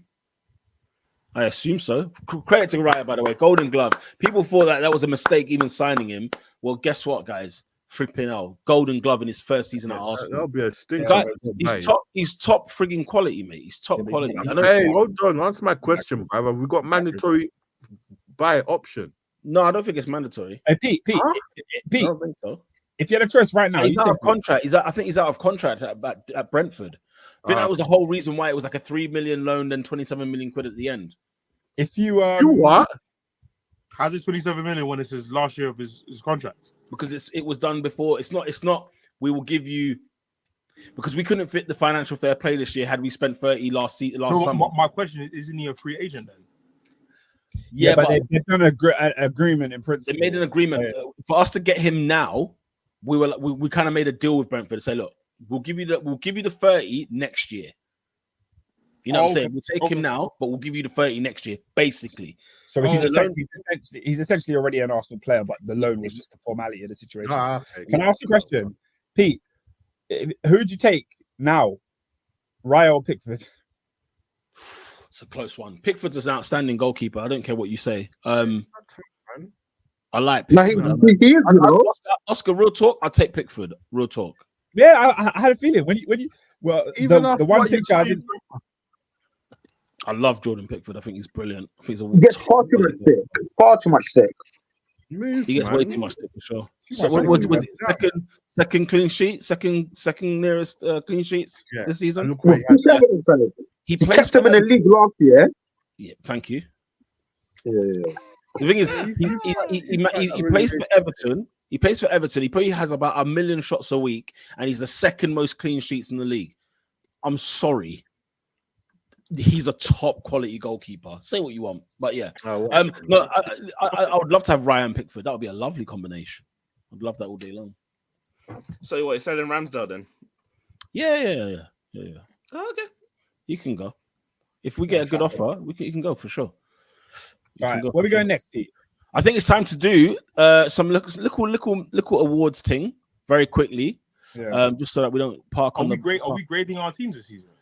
Well, we're not quite grading our teams this season, but we're going to revisit our predictions that we made at the start. Go by that. So we got a bit of that. Very quickly though, let's go with this then. Who is your player of the season? In your opinion, who was your player of the season? If you were to say, I mean, we know that Phil Foden won the award, and Cole Palmer won Young Player of the Season. In your opinion, is there any other players that you think? Do you know what? It's a tough one for me because I think the answer is Phil Foden, but I watched every Palmer game, so I just saw it more. Do you know what I mean? I saw how great Palmer was. But if you ask me honestly, I'll go Phil Foden, man. So for me, I think it's a bit of an injustice because he was the goal that actually won City the league anyway. But for me, it was Rodri. Same. That's my guy, man. Bro, the guy's not lost the game. Has he not lost the game since he's been in the league? So he's not lost a league game now. No, he must have. He must have. In his career, surely. No. I mean, in City. But I'm sure he has. I'm pretty sure he has. No, isn't that the stat that he's never lost a league game? He's lost 73. I can't hear you. 2019. When did he join? Come on. I thought it was after COVID. Someone's got to find the stat. I don't know. Come on, guys. He joined the season. I think Liverpool won the league. So come on, has he not lost the game? I think it might be this season. I think because they said it last season, didn't they? They said last season he hadn't lost the league. What's the stat then? Is it like in a calendar year or what? I don't know. Stat. But yeah, it's a tough one, guys. I don't know. You know, Rodri. 2023 to Spurs. 2023 to Spurs. Yeah. Footy Agendas is saying he has lost the game. Well, okay. They're not saying which game. Let me say they're not saying what the stat is. I want to know what the stat is. Okay, so Tahar says it's unbeaten at the Etihad. In his last 50 top flight games. Yeah, that's insane. Only Sol Campbell, 56, between 2002 to 4 has had a longer run. He's always, so you know when City lose, he's always off. He's not playing. Yeah. He's got six. He's got 6 to match. Special player, man. Special player. Murad, they're calling you in the gulag. I'll see in the comments. Yeah, player of the season. I think Phil Foden, like he has stepped up to the plate. He has become, he's somebody who, because you know what's funny as well. Like even after he gets the award, he pulls off the performance he did on yesterday. You know, and it's like there is your player of the season. Oscar told my boy to rise. Oh, and he rose. Not only did he rise, let's not lie. I know this is not sour grapes here, but I'm not gonna lie, bro. Since our draw against City, these Premier League teams, bro, certain man, Gary O'Neill needs to get out of it, bro.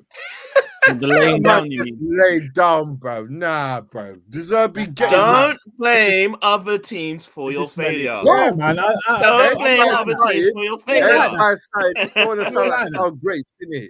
Smelly, man. But certain man just when you were slapping teams 6-0 and 5-0, who was laying down?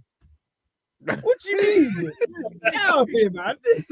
Don't blame Look at Deserby trying to play out from the back here. Then Gary O'Neill, he's suspended. He's bringing his back five. Honestly, no, seriously. No, are you blaming Ange for the Spurs performance then? They was moving like them Arsenal fans that were like all of a sudden they cared about Son's finish. Oh, he always finishes those. Shut up, man. No, he's the best 1v1 finisher in the league. Who what? Son? Are we talking about Son here? Yeah. That wasn't me, bruv. You knew my stars from the. You knew my stars from the plan. It's your plan. It's not. I disowned them, man. There, bruv. Them man who started twerking for Spurs. I don't know them. I don't know none of you, man. Do you know? Hey, Oscar, you get this. We're turning into Dallas Cowboy fans, bro, and I don't like it, blood. They need Arsenal fans to chill, blood. No, David, they were West Ham.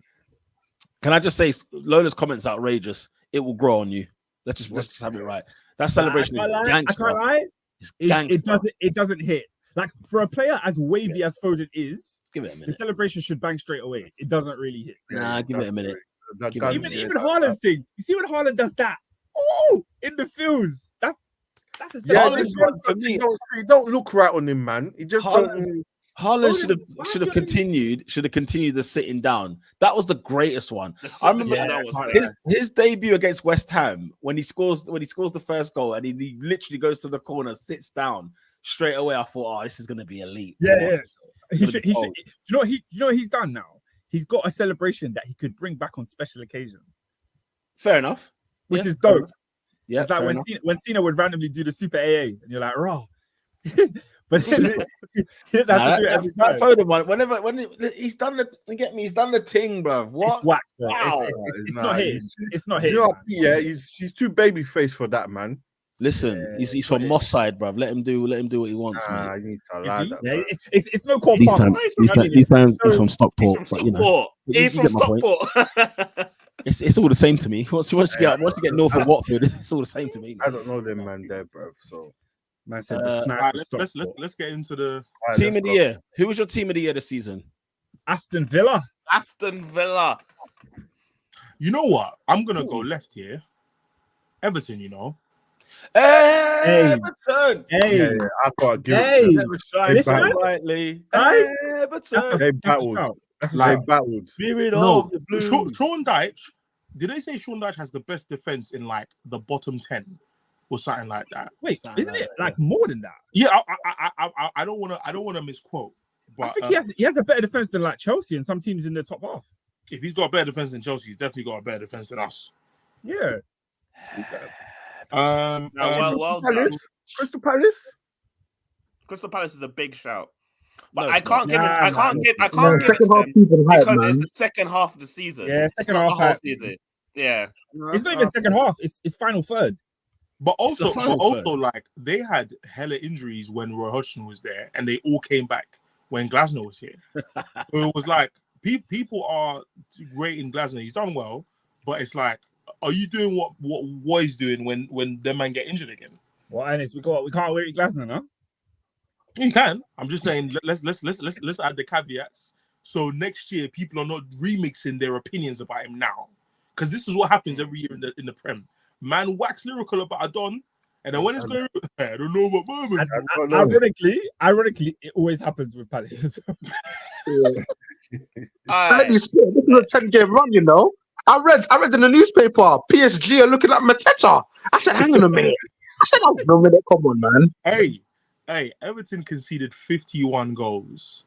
The closest to them is Palace, Man United with 58. These men were docked what? Lola said they're fourth, only behind the top three. Do you remember when I told you guys that if you concede 40 goals, you're a good team this year? Do you know how many goals are after, like, the third highest goal conceded this season is Liverpool with 41. Sorry, the third lowest. Yeah. He's conceding more than a goal a game. This is crazy. Hey, this guy. What happened to my league? What happened to your league? What happened to my league? Jose got 15. You know what I'm saying? Like, I think, for me, I can't lie, guys. It's gonna sound ridiculous. My team of the year is Man City. I can't lie. Nola said Man United still owe the Prem goal. We owe the bank Premier League. Yo, hey, that's hilarious. That's hilarious, man. What's your goal difference? What was your goal difference? -1. After 38 in May. May. We're in the summer. The bank's closed now. That stinks. You have the same goal difference as Palace. That stinks. That's wonderful. But anyways, go on. No, finish your point. Because I was just gonna say my team of the year is Man City. At the end of the day, from when they lost to Villa, they did not lose a game in December, early December as well. And yeah, like they've been phenomenal. They're unbeaten. You have no right for your team of the year to be anyone but Villa. You said to me, "What do Villa fans want after Steven Gerrard?" You said, "What more do they want?" Again, That's what you said. Oscar, Emery joined in 2022. Why are we still talking about Gerrard? That's Gerrard's team, man. No. For me, I said Villa deserved Europe, and you said no, they don't. Look what they've done. They got a manager. They got a manager above their means, and they're doing phenomenally well. Well, it's clearly within their means. Listen, Emery knows in life he's taking a step back, right? Okay, not from Villarreal, but as in his caliber of team that he could manage. You know what I'm saying? What I find funny is that when it comes to like, like when Klopp is leaving Liverpool, or if Ten Hag's job is under jeopardy, or whoever the case may be, no one talks about Unai Emery, which is crazy because he should be spoken about. He's clearly a top manager. So Villa struck well, and they got the guy. And at the end of the day, like they nearly bottled it as well. By the way, just to listen, the top 4 races. The top 4 race is always a farce, but they nearly bottled top 4 as well. So nearly, and then bottling. They're 2 different things, though. Yeah, I agree. My team of the year is Manchester City. Has everyone done their team? Yes, everyone's done. But I just wanted to shout out because we do have another invincible, which I just wanted to say props to Bayer Leverkusen, because that is fantastic. That's the real team of the year. That is fantastic. Well, they haven't finished. They're 2 games away from they're unbeaten in their league. Oh, in their league, right. Now we're moving on to the cup. Bayern finished 3rd. That's crazy. Bayern Munich finishing 3rd is phenomenal scenes, Jeff. That is crazy. Bayern Munich got 1 more point than they did last year when they won the league. Yeah, Harry Kane, bro. Sorry, mate. Huh? Kane can't even play. Wait. Ernest, repeat that. Bayern Munich won the league, I think, last year on 71. They've got 72 this year. They won the league on 71 points. I don't ever want to hear Bundesliga again. Why are you surprised by that? 71 in a 20-team league. 18. I said 18. Oscar, that's happened to us before in the Premier League. We've seen teams. Yeah, it was fantastic. No, United won the league on 75. I think is the lowest. Is that the lowest? Yeah. I think there's okay. Well, you think so Leverkusen got 90 points. That's a team. Stuttgart got 73. Bayern got 72. Go on, Stuttgart. Bayern got Stuttgart. Go on, but Dortmund have qualified for the Champions League. Leverkusen, guys, guess how much points they got last season? Well, they were fighting in the bottom, weren't they? When Xabi took over, they were 47. 47? You're super warm. No, they weren't. Yeah, 45? They got 50 points last year. 50 points, okay. They got 40 more points than last year. Flipping incredible. That's a guy, man. That's a guy. That's a coach. That's flipping incredible. Definitely. Yeah, definitely. Sorry, no, just gonna say definitely team of the year, of course, by far. People want us to quick while we're at the Bundesliga. Touch on Harry Kane quickly. Pause. Kane curse is a real criminal. Boy, now we can all go in on Kane. There will be the first year in how long they will win nothing. Kane, the evil you have brought is real. He scored like 40 goals this year, guys. What that's the story of Kane's career. Like he would score the most goals. People will say he didn't win a trophy. You know what's crazy? He's missing out. He's missing out even on their Community Shield. He can't even win that next season because they're not in it. But you know what? You see the Kane thing. I'm like, you know what? Like that's the agenda, isn't it? And for me, the game is the game. Agenda has the agenda.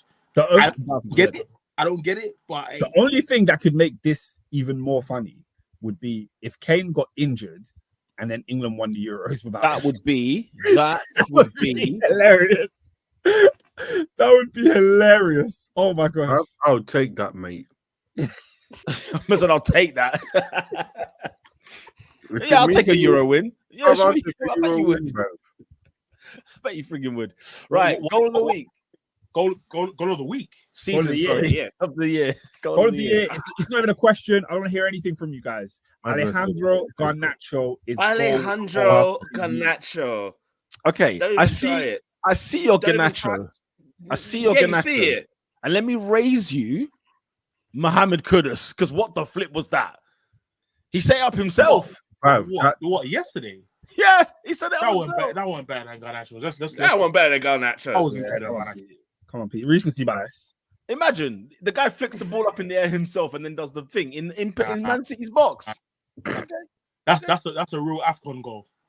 That's an AFCON goal. Hey, yo, mad.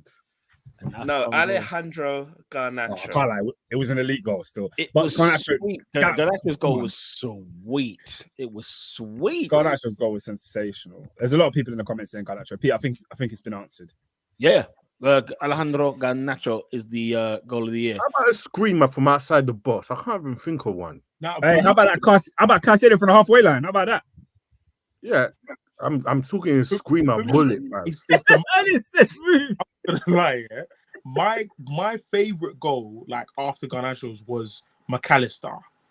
Like that goal, like my favorite type of goal is that goal. Just what one was that one? Oh, what team? Oh, Adrian, what team were you playing? Fulham. Good Grief. That was rude. Yeah, 11. That goal was mad.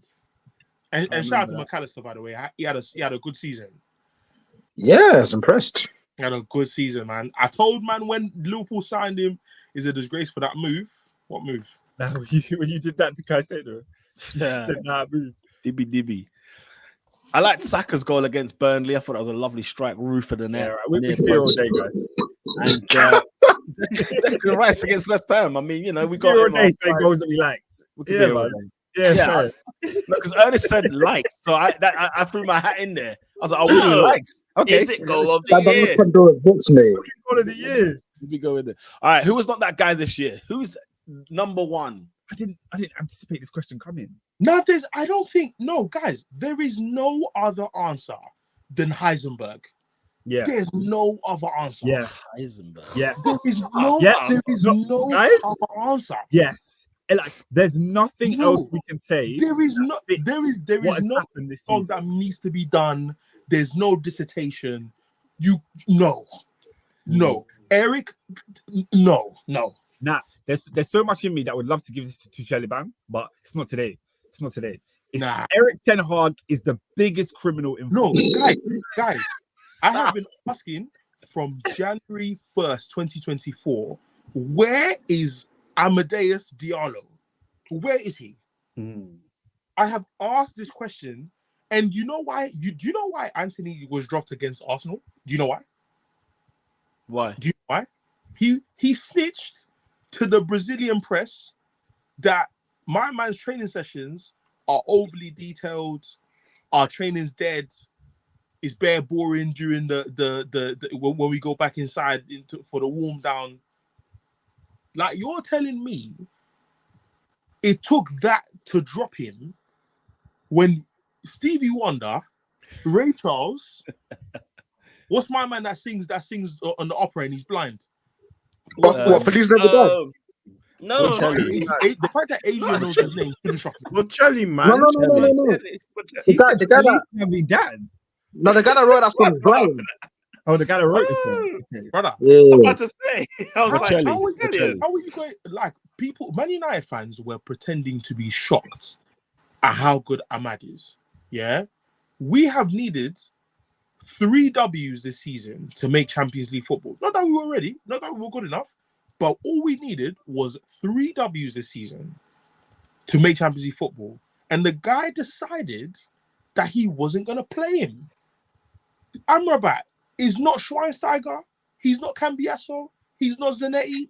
He's not Busquets. He's not even Fernandinho. But the guy's a body Bro, in midfield. he's not even Hamza Chowdhury, bro.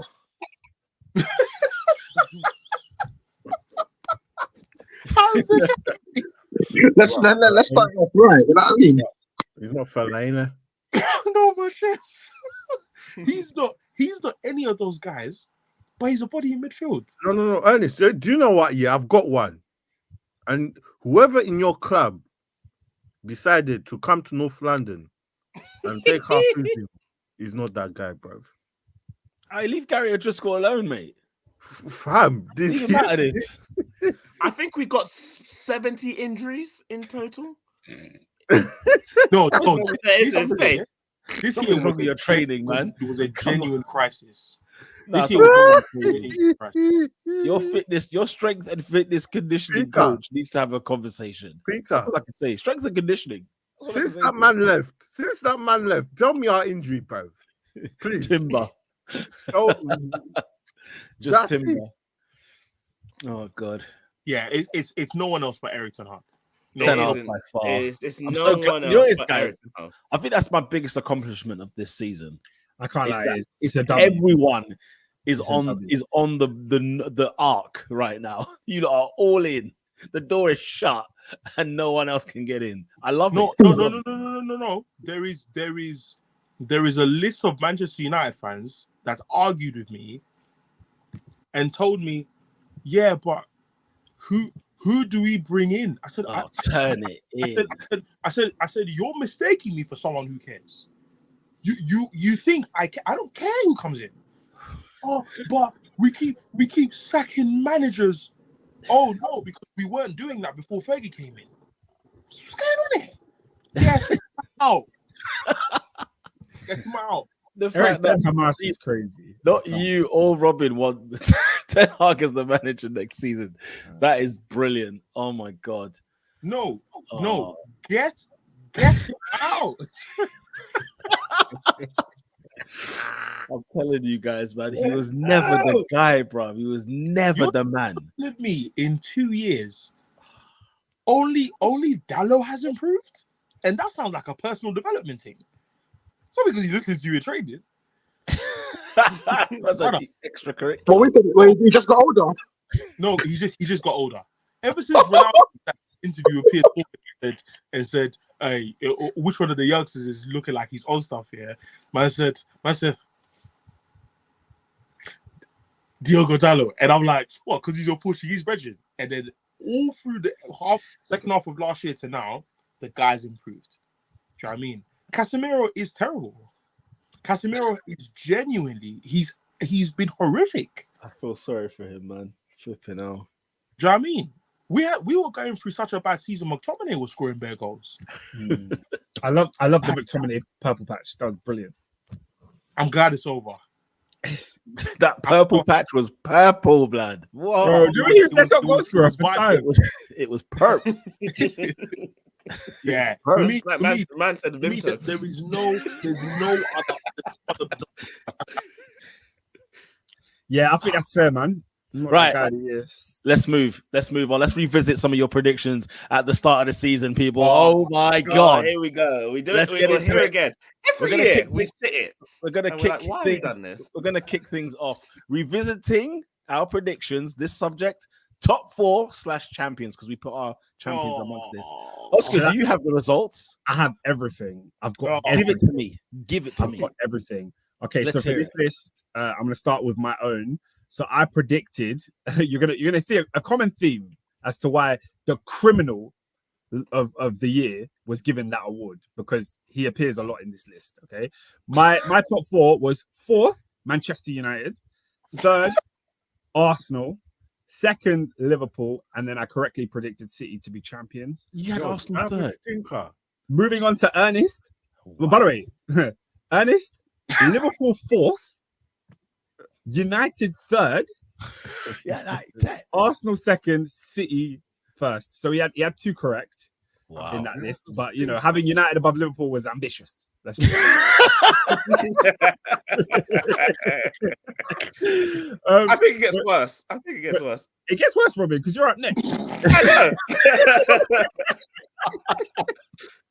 know. It definitely gets worse. I remember who else. Wait. Let's go and jump the gun. Drop the gun. Wait for it. Because are coming. Robin, you had Liverpool 4th. You had Manchester United 3rd. You had Manchester City 2nd, and you predicted Arsenal to win the league. I did predict Arsenal to win the league. Okay. I went bold. Wait. Robin predicted Arsenal to win the league. He did. I jumped. He did. Is that on right? I knew somebody there. I thought it was Oscar. No, it was me. I said, you know what? They could do something. And this is before Man United drove you crazy. Flipping out. Let's hear it for the worst. The worst. Oh God, no. David predicted David. United 4. I had Liverpool 3rd. I know who I Manchester put top. City 2nd, and Newcastle United. Oh my God. No, he didn't. I remember this. I remember this. I went bold. Wait. Yeah, get there. It's just landed. It's just landed. I went bold. I forgot. I went bold. Pete, are you there? Wait. You need to tell me. Pete, are you there? I think I'm there. In the same breath where you had Newcastle to be champions, you had yeah. Arsenal outside the top 4. You're a disgrace now, Pete. You man. Nah, You man. I'm You mad. man. You man. Nah, You Pete, man. Pete, I gotta give you a new chain. Give me my chain back. Nah, you know what? On this. Yep. In a lifetime, we go through. We once in a blue moon we do mad stupid things. We might have a blackout moment. We do things that are outrageous. David's a criminal. Oh my god. David, Do you know what's so funny? He didn't predict Arsenal to be in the top 4, but was miserable as they were top of the league. Flipping hell. He was just miserable. He didn't celebrate wins against Spurs. He didn't celebrate nothing. Nah, David. He didn't even expect to be there. I was moving mad. I just deeped it now. I've just remembered. I was like, David. David. You're not that guy this year. I can hold my hands up. Hey, I hold myself accountable. David, what made you think after last season's Arsenal? What made you think Newcastle would finish above Arsenal? Number 1, but number 2, they'll be champions and Arsenal don't make the top 4. Take the chain. Bring the money up. Bring the guys, money. guys, bring the pepper, man. Take the chain back. Hey, guys, all I'm going to say is I went through all of the predictions. We've got more to come. Yeah, David is not the only one that will get this. Yeah, bro. You better hold on to that chain tight, blood. Oscar hasn't done me or Adrian's yet. I know yet. Adrian predicted at 4th place would be Chelsea, surprisingly. He also picked Arsenal to finish 3rd, City to finish 2nd, and of course his beloved Liverpool Football Club to win the league with no midfield. Flipping hell. That was before you brought everyone in. That was before anyone was purchased. And then Peter, your top 4 was Newcastle United to finish 4th, Liverpool 3rd, City 2nd, and Arsenal to win the league. Yeah, those were your predictions. Newcastle really let me down this year. So those were everyone's top 4 predictions. David, you've by far had the biggest stinker. Yes, none of us got it right. None of us predicted it right. And you can say, Aston Villa was the shock. But even after Aston Villa, it's Spurs next, and none of us put Spurs in our top 4. So we were all off the mark with where we thought it was. I think Ernest and someone else predicted the top 2 correctly. But other than that, I got 3 out of the 4. That's not the game we're playing. No, because you said Ernest got. Wow, that's what's going on. The game is the game, man. Ernest had them in the right position. He had City first, Arsenal second. You only had one team in the right place, which was Liverpool. Fair enough. All right, fine. Okay, as much as we got a lot of that wrong. No, I was gassed. I was gassed doing Champions League, guys. Doing Champions League, man. That's a howler. It's a stinker. You know what? Yeah, it's because I was bold, because of my prediction. The other thing, who's the surprise package? We'll get there. We'll get there, man. Wait, this was the previous season. I would. Okay. Yeah, this was the previous season. I got gas. I got that correct. I was like, let me just go bold, innit? Pete, which one are we doing next? All right, next. I think we all got this one right. Surely, top scorer prediction. There's no rundown. Full house. Everybody went Erling Haaland. Erling Haaland reclaimed. We've reclaimed some status. There was Adrian didn't even try sneaking a young Darwin. It was all Erling. All Erling Haaland. All Erling Haaland. Okay, very quickly. Let's move on. Before we move on, guys. Man, you're a criminal. I was draping you for like 8 minutes. Anyways. All right. Oscar, let's go to the next section, which is the relegation battle. Our predictions for the relegation. And you know what? Anyway, let's get the predictions out. Let's get the results out first.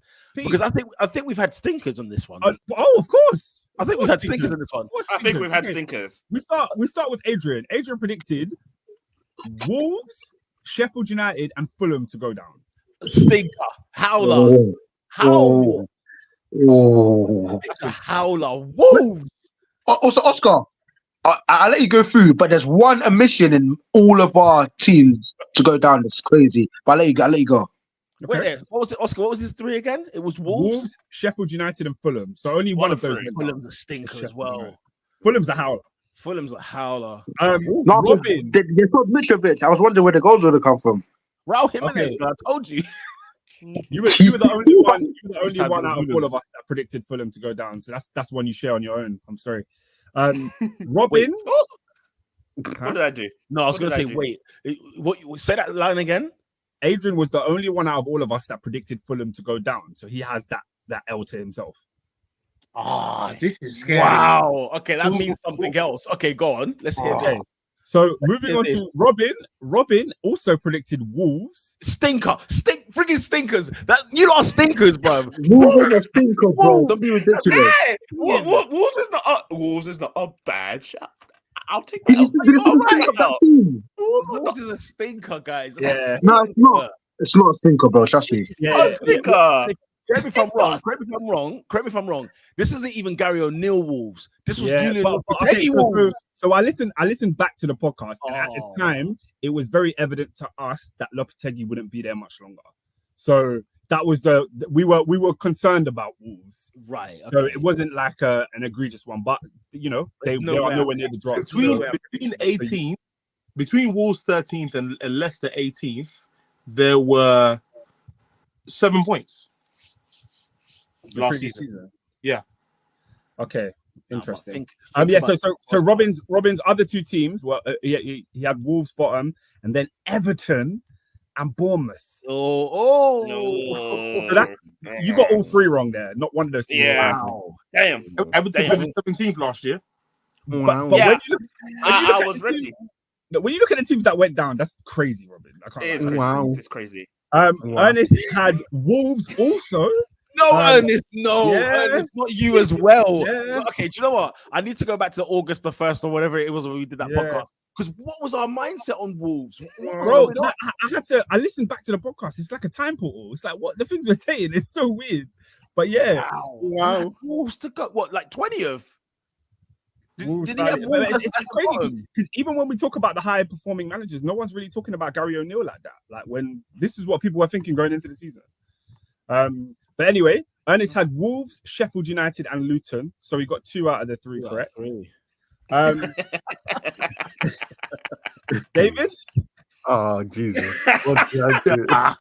As Dowdy had a stinker. No. Not another one, please. I beg. David said rock bottom, West Ham United. Nah. No, Peter.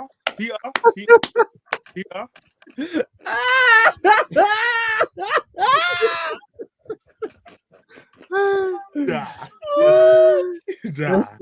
All right, the other 2, David also had Sheffield United and Luton, so he was correct in those. At least. He redeemed himself. Oh, that saved your candy ass. How could you had West Ham, Europa Conference champions, West Ham.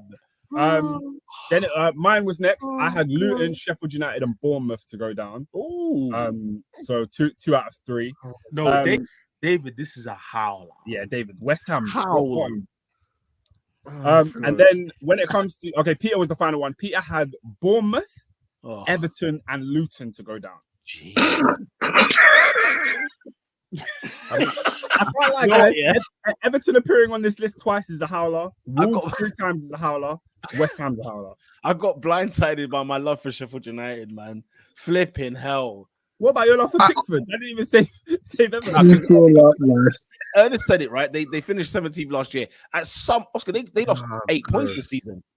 Bro, they should be a mid-table team. They will deduct the points and still stay there. They still survived. What the flip? I told my landlord to increase my rent because I hustled that hard. You know what I find interesting? And this isn't just a top 4 podcast thing. This is around the globe. I don't know why, but it's like Burnley just slipped under the radar. Like nobody. I saw people predicting Burnley to finish 12, 15, into the top 10. Why? Apparently they played an amazing round of football. But everyone said it was great. Real talk, the world thought we knew football. We thought we knew ball. In fairness, Oscar, Burnley staying up was a stinker. In Premier League history, this is only the 2nd time that all 3 promoted teams have gone right back down. So that's not a common thing. You do get teams that come up staying up. So I guess in our minds, Burnley was just going to be one of those teams. But it is what it is. So speaking of company, have you heard the latest rounds of rumors? Yeah, from Fabrizio Romano. Yeah. What? Guess who is going to replace Tommy Tukes? No, he's not. No. Fabricio's tweeting it right now. Who at Bayern Munich has said? No, but like, is he looked at the serious? situation. He's serious. No, but like, You is know it what? linked or is it? You know what? Everybody that they've gone for has said no. Yeah, why are they getting turned down like that? What the hell? Yeah, what happened to Bayern Munich? Because I think the new management It's not that are a bit bad. smelly. It's not the same. They're looking at Xabi Alonso like he's Omar from the Wild. Nobody wants to touch it. But yeah, no, I I can't saw believe- today I can't Vincent believe Company that. is linked with the Bayern job. He's I know, like, but they fell off since Henkers, you know. They're calling it a poison chalice. Lola's still on that Harry Kane slander. I hear it. Pete, what's the next one? the next one was who would be sacked first? Okay, I'm gonna do this one. I mean, fairly- who was sacked first, by the way, this season?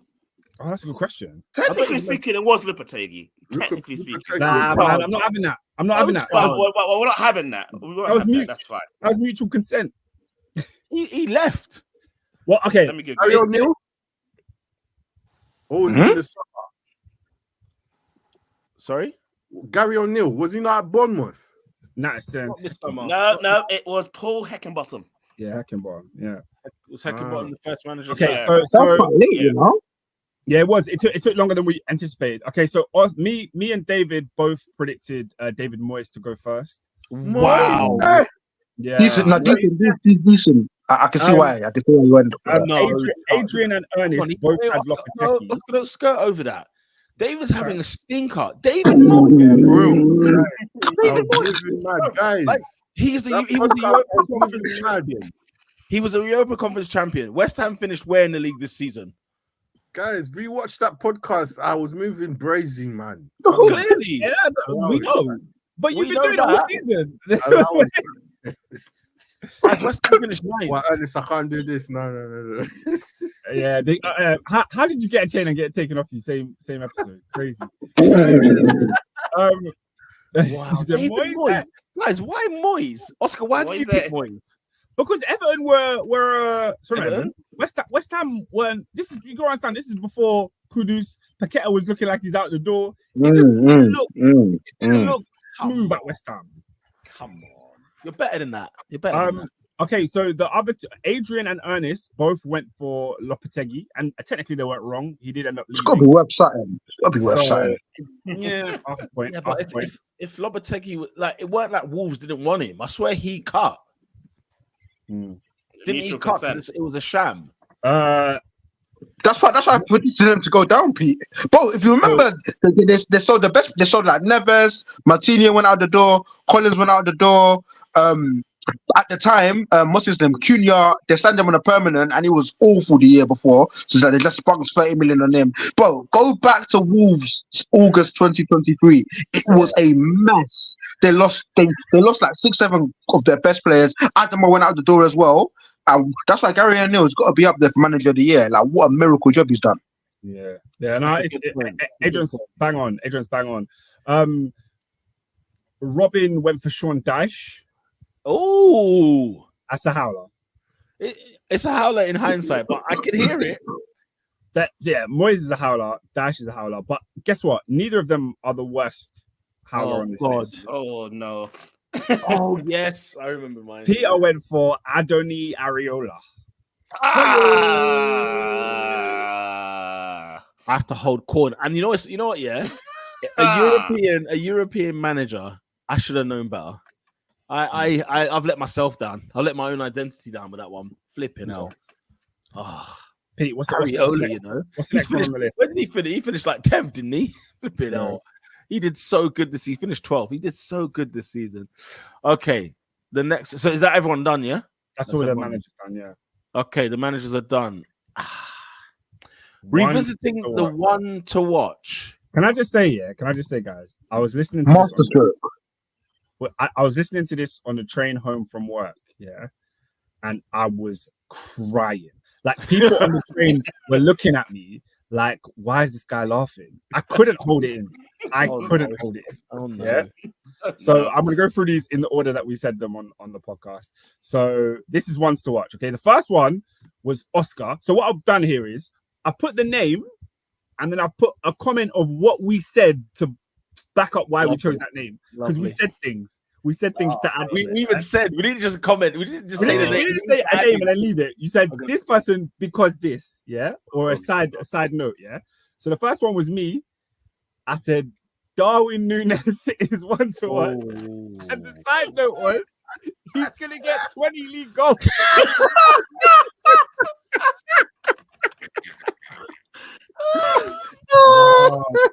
Okay. 20 league goals. Okay. How much did you end up with? 24-25. How many did you get? 80? No, he's saying the year 20. 11 league. It sounds like there's worse coming. That's the thing. If you started there, Jesus. Guys, I didn't rearrange the order. I'm just going in the order that it was on the podcast. Okay. But Ernest, you might be right. You might be right. So next up is Ernest. Yeah. Now, this is a tricky one because Ernest said multiple names and we asked him to go back to the drawing board. Okay.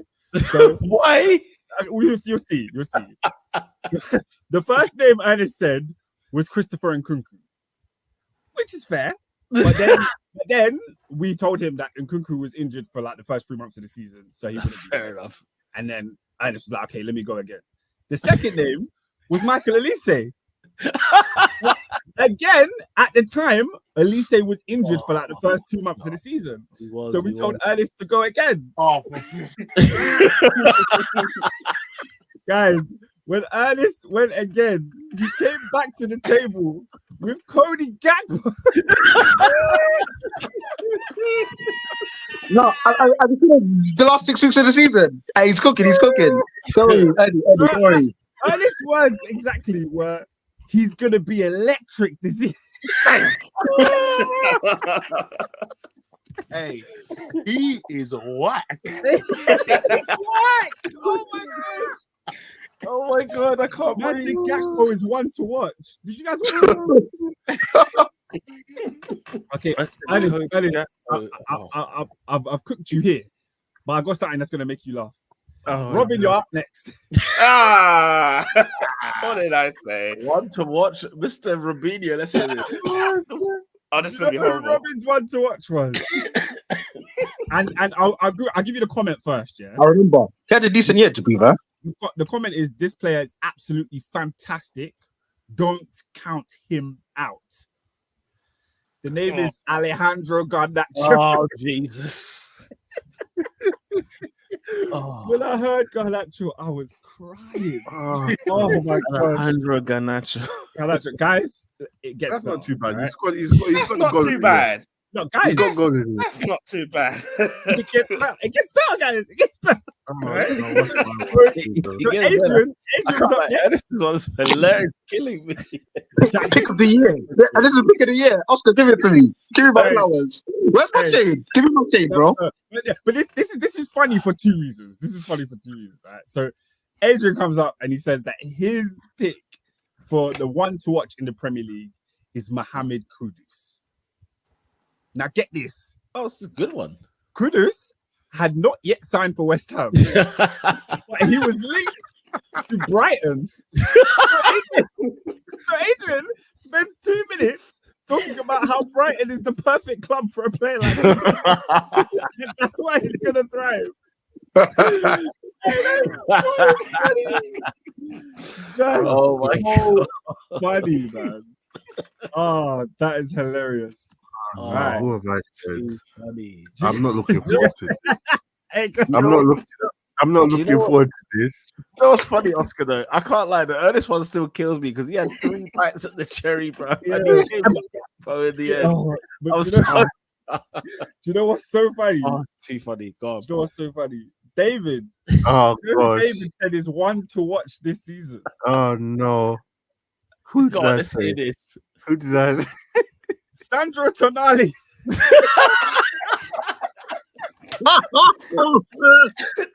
No. Oh. I'm not gonna lie. I would have been crying on a train. Oh my gosh, I was dying. I was literally dying Guys. on the train. Guys, No. David is Nah. stinker. That was so funny, man. Finale. I said Tonali. What was his last game of the season? Bro, his last game was in August. His last game. Hey guys, All right. oh, I'm so Peter, finished. you're laughing, but you're up next. Oh, You're up next. no. You're up next. Oh, he's one My to man's watch. still bad.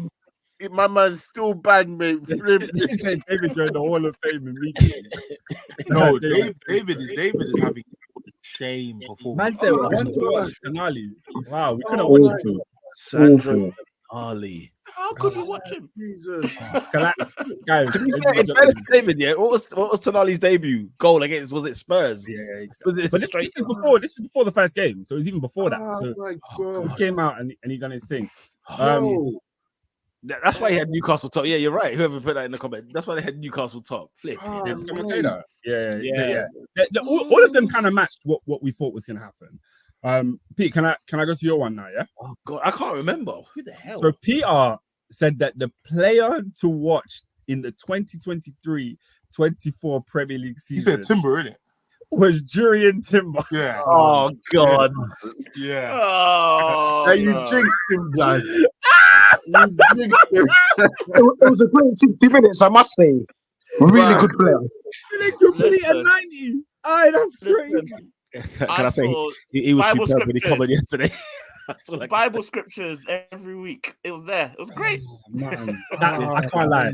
That section killed me. How did we No, all mine- get it so wrong? Mine's a stinker, blood. No one's had a good one.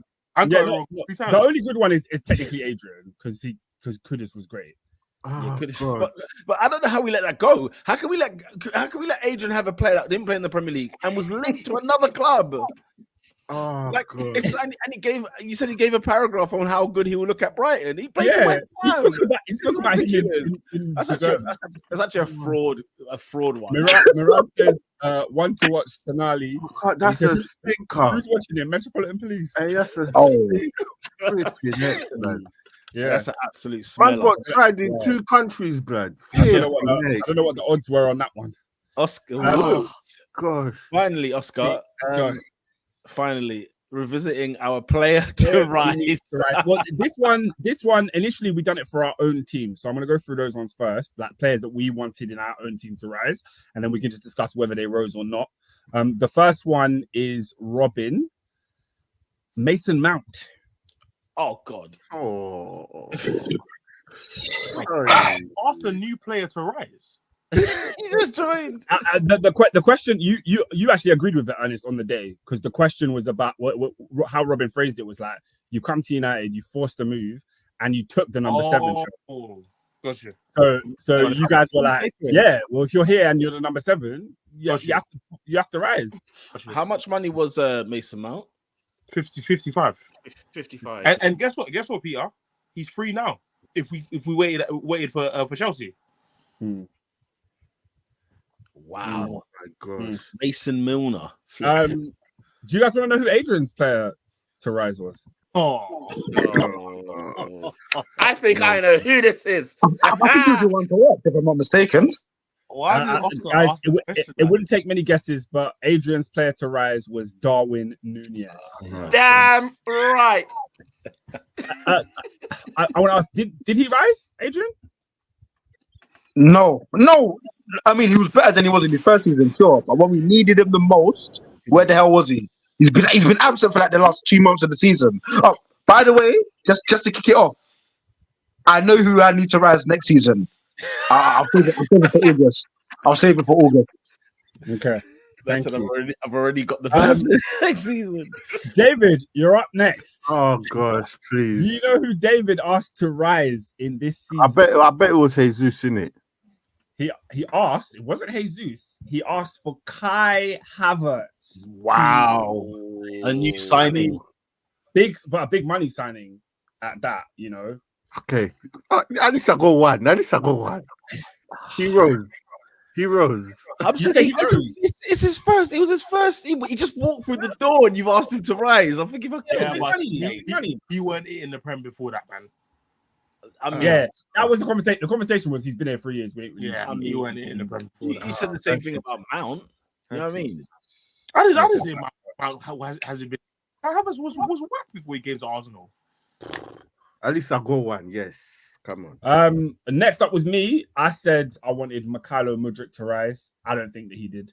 Wow. I think he's been mid. Yeah, not good.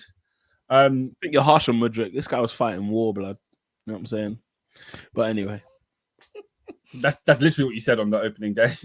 No, I didn't. you literally said the same thing. It's just like, that's the biggest prediction. Yeah? He's had a hard 2 years. That's all I gotta say. Fairs, man. So have I. Ernest. Oh, God. Ernest was very on brand. He asked the fidget spinner Anthony to rise. Oh God, no! Ernest, did he rise? Flip it out. He was unleavened bread. No yeast. You also said in a comment, 21, can you do something for me? I don't think he did. I don't think he did. And lastly, it's a waste of money. That is. Lastly, Peter. Yo. Do you know who Peter asked to rise? I've had a stinker. Oh God. Aaron Ramsdale. And he got dropped, mate. He didn't rise. Dropped. Oh, dropped. He couldn't rise. Couldn't rise if he tried. This is before Raya signed. Then. You know what I'm saying? If I'm asking him to rise, clearly I had an issue with the goalkeeper. Oh man. Yeah. So that was Mystic Pete. Ones that we said. After that, we had a conversation about general ones, and then Robin asked Arteta to rise. He basically said that because he didn't win the league last year, he had to win it this year. And wow, he didn't. Wow. No, but he rose. And then the other one we discussed at length was obviously the Phil Foden conversation. I was saying Foden needs to rise. Adrian was saying Foden needs to rise. And Phil Foden was not in agreement. Yeah. Well, that's a stinker, isn't it? It's a huge stinker. It's a stinker. He was player of the year. It's vindicated. It's vindication. No. It's your reasoning. But the fact that I don't know. The fact that he was brought into question, I think, is the howler. That's more my point. No, because the rise was not questioning how good he was. It was saying because he wasn't starting. The main conversation was about Foden needs to start for Manchester City and claim a place in the team. But look at the people we've all mentioned people besides Foden. We've all mentioned people that were like, "Look, you're here. We need to see you actually perform and do something." We weren't questioning Foden, were we? It was like, where are you? I know. I wasn't. I'm amazed Foden was a conversation. Foden was there because it's like, bro, your talent. Last year, the argument I raised to Sir Oscar Mazuzzi is that he started 22 games last year. He started 6 less than Kevin De Bruyne. Right. Yeah, this starting thing, I was like, where did this come from? He starts games, but he's risen to a new level this season. Because the other and no one's shocked. The other, no one's shocked. Oscar. What? Wait, Oscar, what are you asking? He has done. Do you know what it is? Yeah, I don't know if I remember it correctly, but you sounded like you wanted this from him and you hadn't seen it yet. Yeah, that's crazy, bro. That's what I'm saying. How is that crazy? Wait, Phil Foden surely's not been one of those players that we've said, oh, you know, there's potential, but we haven't seen him really do it yet. Surely not. Do you know what I think it is? He was never this level to City winning a league as he has been this season. Oscar's got 5 titles and he won a treble. He had 5 titles as one of the guys. This year he was one of the guys. Like he was in top 3 City performers this year. But I said to you, the reason why that line of questioning didn't make sense to me is because he's not starting in his natural position. And when Kevin De Bruyne got injured, he finally got to play in his natural position. Do you know what? I think but Kevin De Bruyne and Foden have played in the same team this season. Yeah, because Pep has finally found a way to play the two of them together. That was not the case before. That wasn't the case before. But Foden made it so that when De Bruyne came back, there was no other option. Last season they had Gundogan and Rodri and De Bruyne. You couldn't have Foden in there. You couldn't have all four, yeah. You couldn't have Foden in there. Now there's no. So now this year it was Rodri, and then if was Gundogan there last season? Yeah. He was there last season. Yeah. That's why the line of questioning didn't make sense, because all those other guys were certified starters in terms of people you say City can look to win you a game over Foden. But Foden's ability was there for me anyway. This was not a shock to me at all. Because but that's what I'm saying though. My point is the line of questioning sounded like, I haven't seen this season from Foden. But the issue is he's not playing in his natural position. Yeah, but it was his performances that made this season happen. He's playing on centrally. Yeah, he was playing on the right, but he was playing in different places. It wasn't just the right. They were dotting him around. I'm saying, but clearly, Pep got it wrong. But he's shown this season that you can't move me nowhere. I'm the guy here. Come on, that was my argument to you. No, your argument was that because Kevin De Bruyne is there, he can't play in central areas. So if exactly, what's the difference in what you just said to what I just What said? I'm saying right now is that Kevin De Bruyne plays and Foden still plays and still dominates games. No, because Pep has finally found a way to use him, is what I'm saying. So in the middle. So you're saying it's a change in Pep and nothing to do with Foden actually turning up.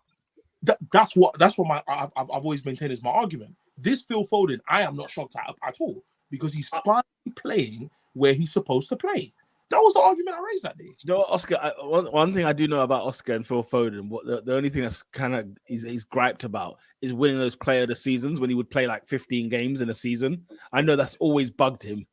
He's won a couple young players. But the reason it bugged me was because I just felt like there was never a doubt on Phil Foden's quality. We always felt like this guy, he gets called generational talent, XYZ.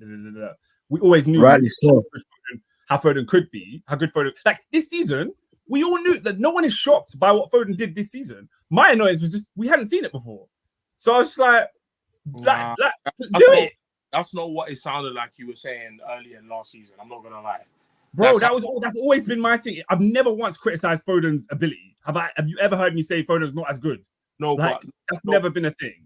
No, but there's this doesn't sound convincing. I just don't think he should have been one to watch because I feel like, mate, let the guy get 30 games in a season and he'll perform.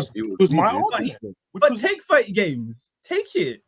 Yeah, but he didn't get 30. Like he was getting 20. This season he took 30 games and he won the league.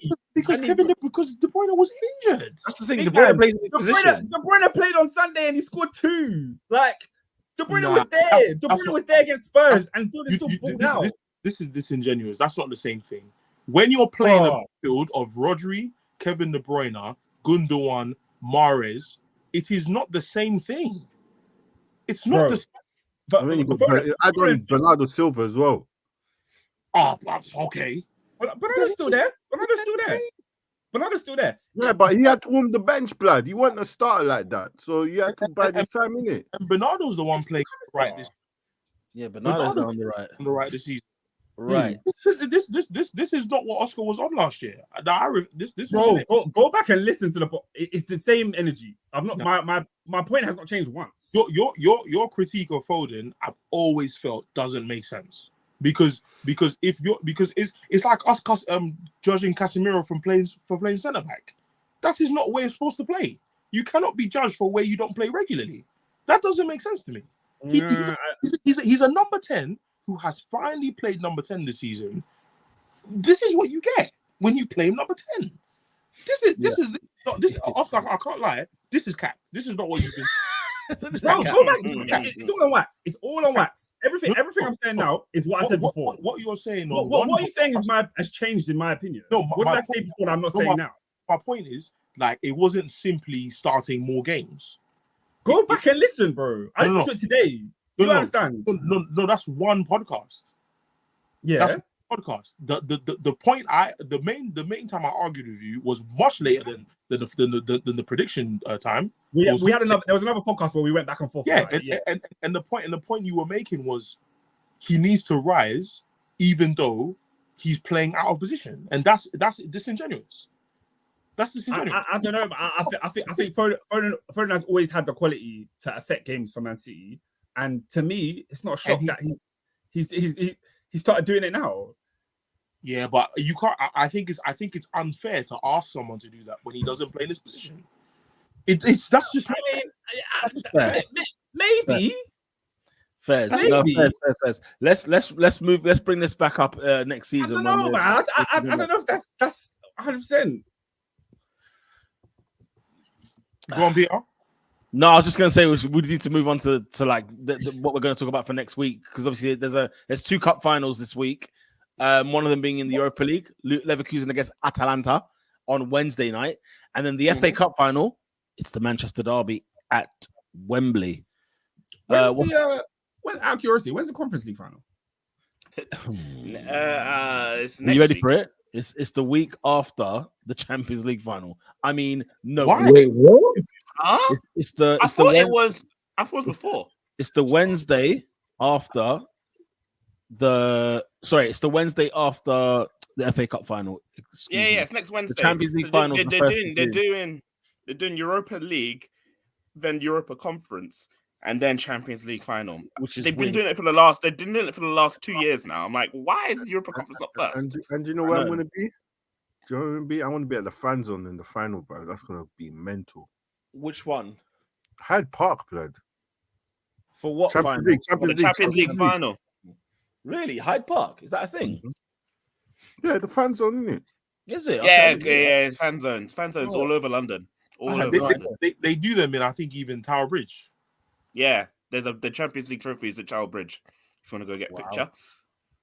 Wow. So yeah, what's your predictions for Atalanta Leverkusen? Leverkusen, mate. Leverkusen. Come on, you know what? Yeah, because I'm a hater. I want Alonso to lose. Rah. For my love of Italian football, I'd enjoy either way. For my love of Italian football, I'm going to have Atalanta as well. What about Atlanta to win because they beat Liverpool as well.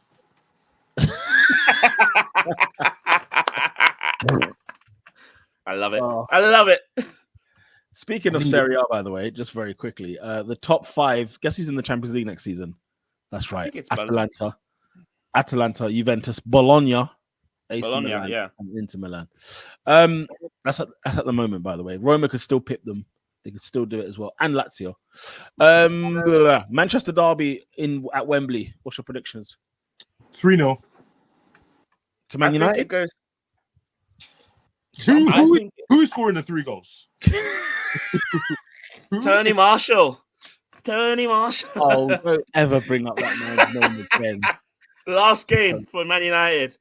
You know what? I'm gonna be real, yeah. Let me just go ahead and put this out in Front Street. Tony Marshall is a disgrace. He's a disgrace. He joined in what year? 2015. He's a disgrace, guys. I'm sorry. Wait, why? How much money do you think he earned whilst being at Man United? I'm talking about earned, not what is his wages. That's not him though. He's done well for himself, but in the you can't be injured. You can't not play for your football club as much as he hasn't. Why is the club still keeping him? Listen. The club's stupid. We've been through this a lot of times. But listen, I have no problem with a black man making. If your career is 9 years in a football club, how have you played less than you've not? But you know who's worse than Anthony Martial? Go on. Luke Shaw. Yeah, he's up there. But the thing is, Pete, don't be a colorist, you know. No. What I was gonna do was because Luke Shaw has missed 44% of his Manchester United games. Yeah, that's his almost half. No, everyone talks about Martial.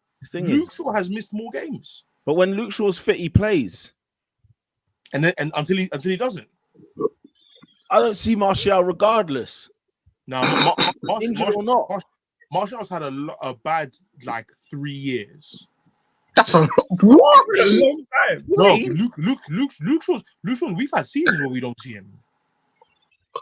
Yeah. You're both are disgraceful. But I think we've seen more of Luke Shaw than Martial. He's missed 44% of his games, Oscar. No, we see less Luke Shaw. It's a fact. Oscar 44. Yeah, but like, has Martial played? Oscar, Shaw can do his testimonial with Ricky Lambert and them man this year. Where's Luke Shaw? know, but has Martial scored 50 league goals for Man United? That's what I want to know. Has he scored 50? Wait there. I'm sure he has. I don't know. I'm sure. I don't know. I'm genuinely asking. I'll find out for you. Don't worry. You I know for damn sure has scored 100, so let's go for 50. I said I'm for damn sure. I'm sure. Do you know what, AD? He's got Like 63 yeah, league goals. I'm sure he's big ups to him. So what? No, so if 63. If he scored 49, it's like, oh my god. No, don't get me wrong. 63 is awful. I'm being polite. In 10 years. It's awful. He's got 90 goals in 317 appearances for Man United. That's a ratio. What's that? 1-3, I think. It's less than 1-3. Just It's not the worst. It's not the worst. It's not the Per worst. ratio. No. It's not the worst. Anyway. But yeah, Guys, for me, I think Man City will Have you win seen it. Lola's comment? Wow. Wow. Wow. Crazy, man. Crazy. Bill, What's that? Don't ask what's that. Peter, do you know what? I think City will win, but do you know what I want? I want another Van Gaal. Like, you win the trophy, and then you're fired. Sacks in all I the want. tunnel. Yeah, Sacks in the tunnel. Well, I don't want to play in Europe next year. How about that?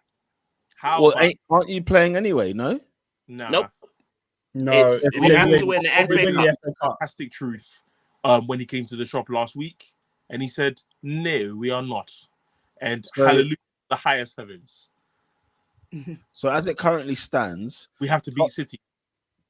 you have to beat City. Okay, so Tottenham are in Europa League. Yeah. Chelsea are what then? Europa League? Conference. We're Europa Conference League. If Manchester City beat United, then we go Europa League. Oh, but then don't you get Conference League anyway? No, it's Newcastle. Newcastle's the one. Newcastle finished above them. Yeah, Goal difference.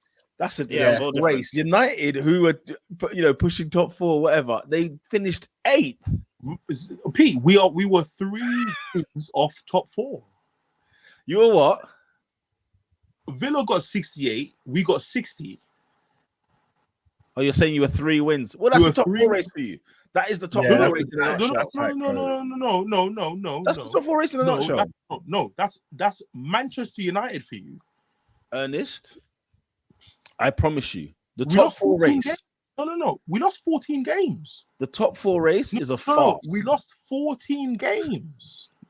You did. No, You did. Don't So get me wrong, what? you did. 14. Yeah. You know you can't be prosecuted for that. 14 games is a madness, mate. That's a madness. That would be my dream. Because for me, I don't know don't what I mind want. Europa. Would I rather I- United out of Europe or in the Conference League? No, it won't be in the conference. It'll be in Europa. Oh, so you can't get Conference regardless. We can't get conference. No. Then I don't want you in Europe. Then, darn it. All right, fine. We're not. Our squad is not good enough to be in Europe. I'm okay with it. We're not good enough. Yeah. Well, yeah. We weren't good enough for Champions League. The thing is, though, correct me if I'm wrong, Robin. Do with the new Champions League format, do teams go into the Europa League if they flop the Champions League? Nope. The new format you are out. You're out. You are out. That's a good thing for Europa League teams because then at least they can actually win it. So let's see, Newcastle. So Chelsea could win the Europa League. Quite honestly, they could actually win it. We could win it in the old format too. But yeah, I get what you mean. Turn it in. You know, are a bunch of mugs, man. Nah, Come on. Oscar's right, but that was cheeky still. You think Chelsea would win this Europa League this season? No chance. Nah, they have the squad too. Not this season. wouldn't- Not they this season. wouldn't That's win just, the Europa not League this this season that's season. just happened, but the season coming up, hopefully. Well, hang on. Why is that any different? Why would that be any different? Chelsea Last year, we very didn't much for qualify. this Europa We League didn't side. qualify for Europe last year. This year we qualified on merit. So Yeah, but I don't we're think a you'd better, win the we're a Europa better League. side. I don't think you'd win the Europa League though. Let's slow down. But yeah, no, the new system is that You've done everyone more stays in shocking their things. competitions. You stay in your competition until you're out, regardless. You do not go up, you don't go down. That is it. Right. People, thank you very much for joining us. Sorry. No, you're not sorry. What now? I am not sorry. I What am not now? sorry because I feel like it's a bit of an injustice if we don't let Adrian speak about his boy that's left. Oh yeah. That's I think it's a bit of injustice. we went I'm this whole sorry, thing Pete. without talking about Pete, Klopp once. Pete, we Yeah. have to. Adrian, come because- off We mute, waited man. till 10:30 to bring that up. Because I was going Yeah. to bring it up. Because Well, you said you were going to Chris bring it said up half an hour in and then that we're going to talk about our predictions and then go into the team. So I thought we were going to talk about Liverpool. I was like, nah, come on. I'm in peace with not speaking about it, to be fair. That's great. I'm devastated. Do you know what, guys? I'm gonna have to come on the camera. What? One last time. I know the optics ain't great. Yeah. Honest lot. La la la la la. Wow, that was different. Honest lot. La la la la la. No, honestly, man, like I was devastated. I was close to tears, and you can tell me it's just one league and one Champions League, and you're right. But what Jurgen Klopp means to us as not just as a football club, but as human beings, the way this man has typified this club, and it's a connection like no other.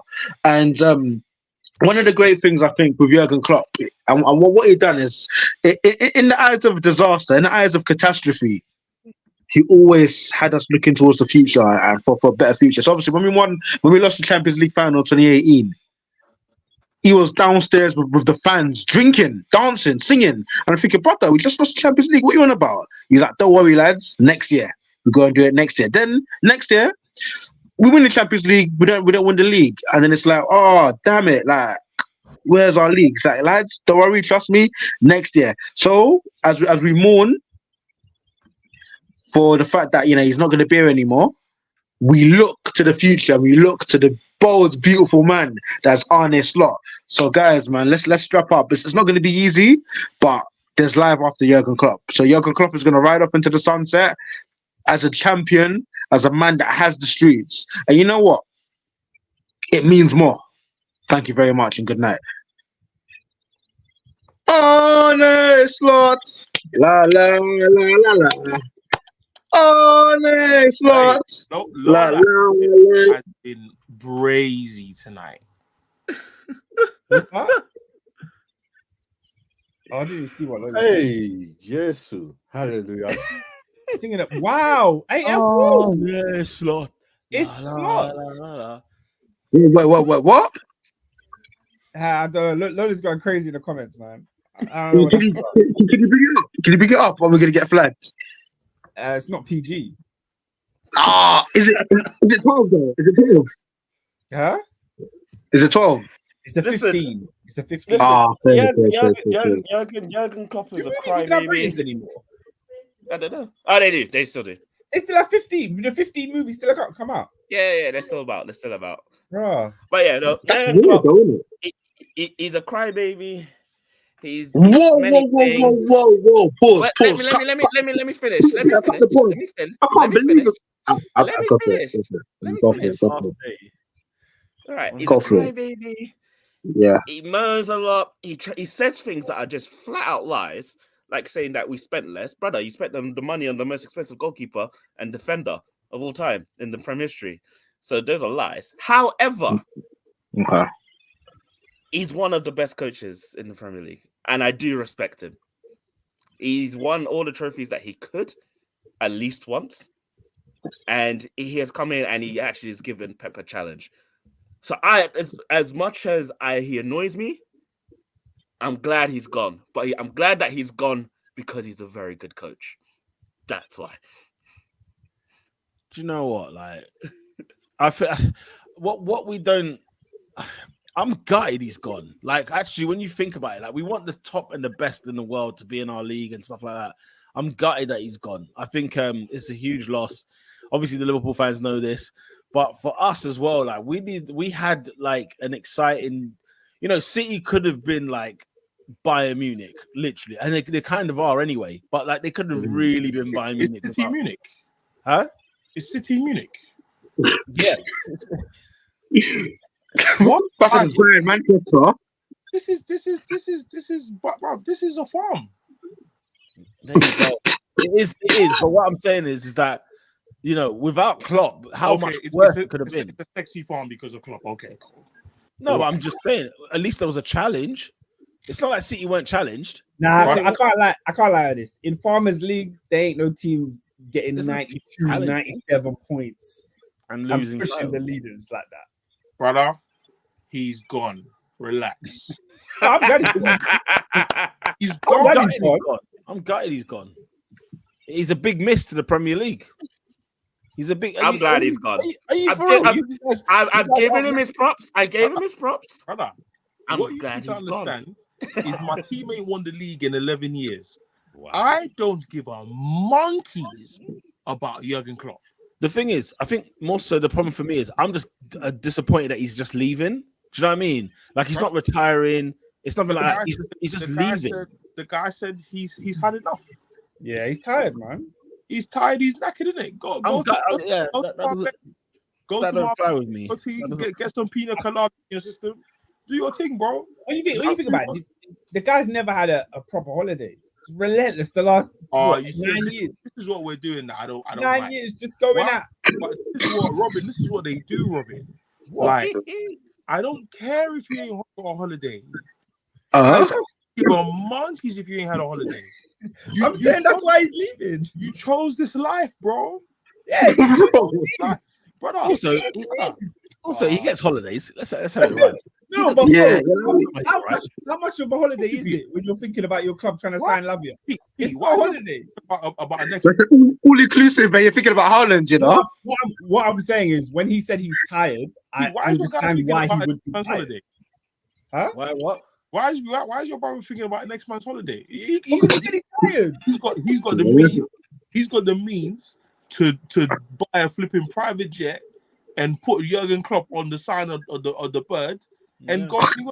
I don't give a. Oh, yeah, you get paid the big bucks. Listen, guys, you get paid the big bucks. I'm just you understand look what Pep done to him, guys. In any era, he's a GOAT manager.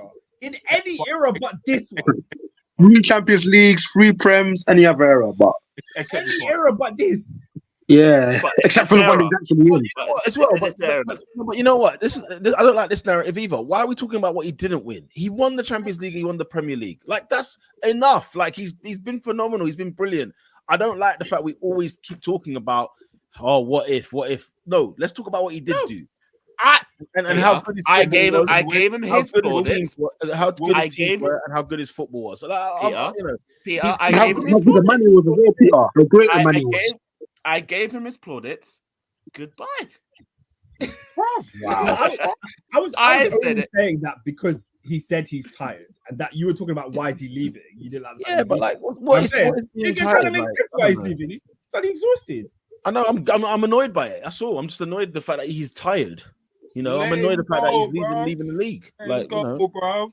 But Arne Slot is next, isn't it? So let's see what he gets up to next season. Another bold man in the Premier League. He's gonna get baptism of fire. So, what did you guys think of the leaving ceremony? Like, were you impressed? Do you think it was a bit too much? I didn't watch that, man. I haven't watched it yet. No, I'm gonna watch it. I only saw what the whole I didn't see that Darwin thing that was online. I'm gonna drink it all in, mate. I press fast forward. I moved. I ain't watched that. Right. On that note, we sign off with Mr. Jurgen Klopp. What a great addition he was to the Premier League, and great man. Legend. We absolute legend in the game. And yeah, we hope we see him back in football very, Sign very, him up. very soon. Sign him up properly. So, yeah. Auf Wiedersehen until Robert, your face was mad still. I'm not gonna lie. Auf Wiedersehen till next week. Until next week, guys, we are out. Peace. Oh no.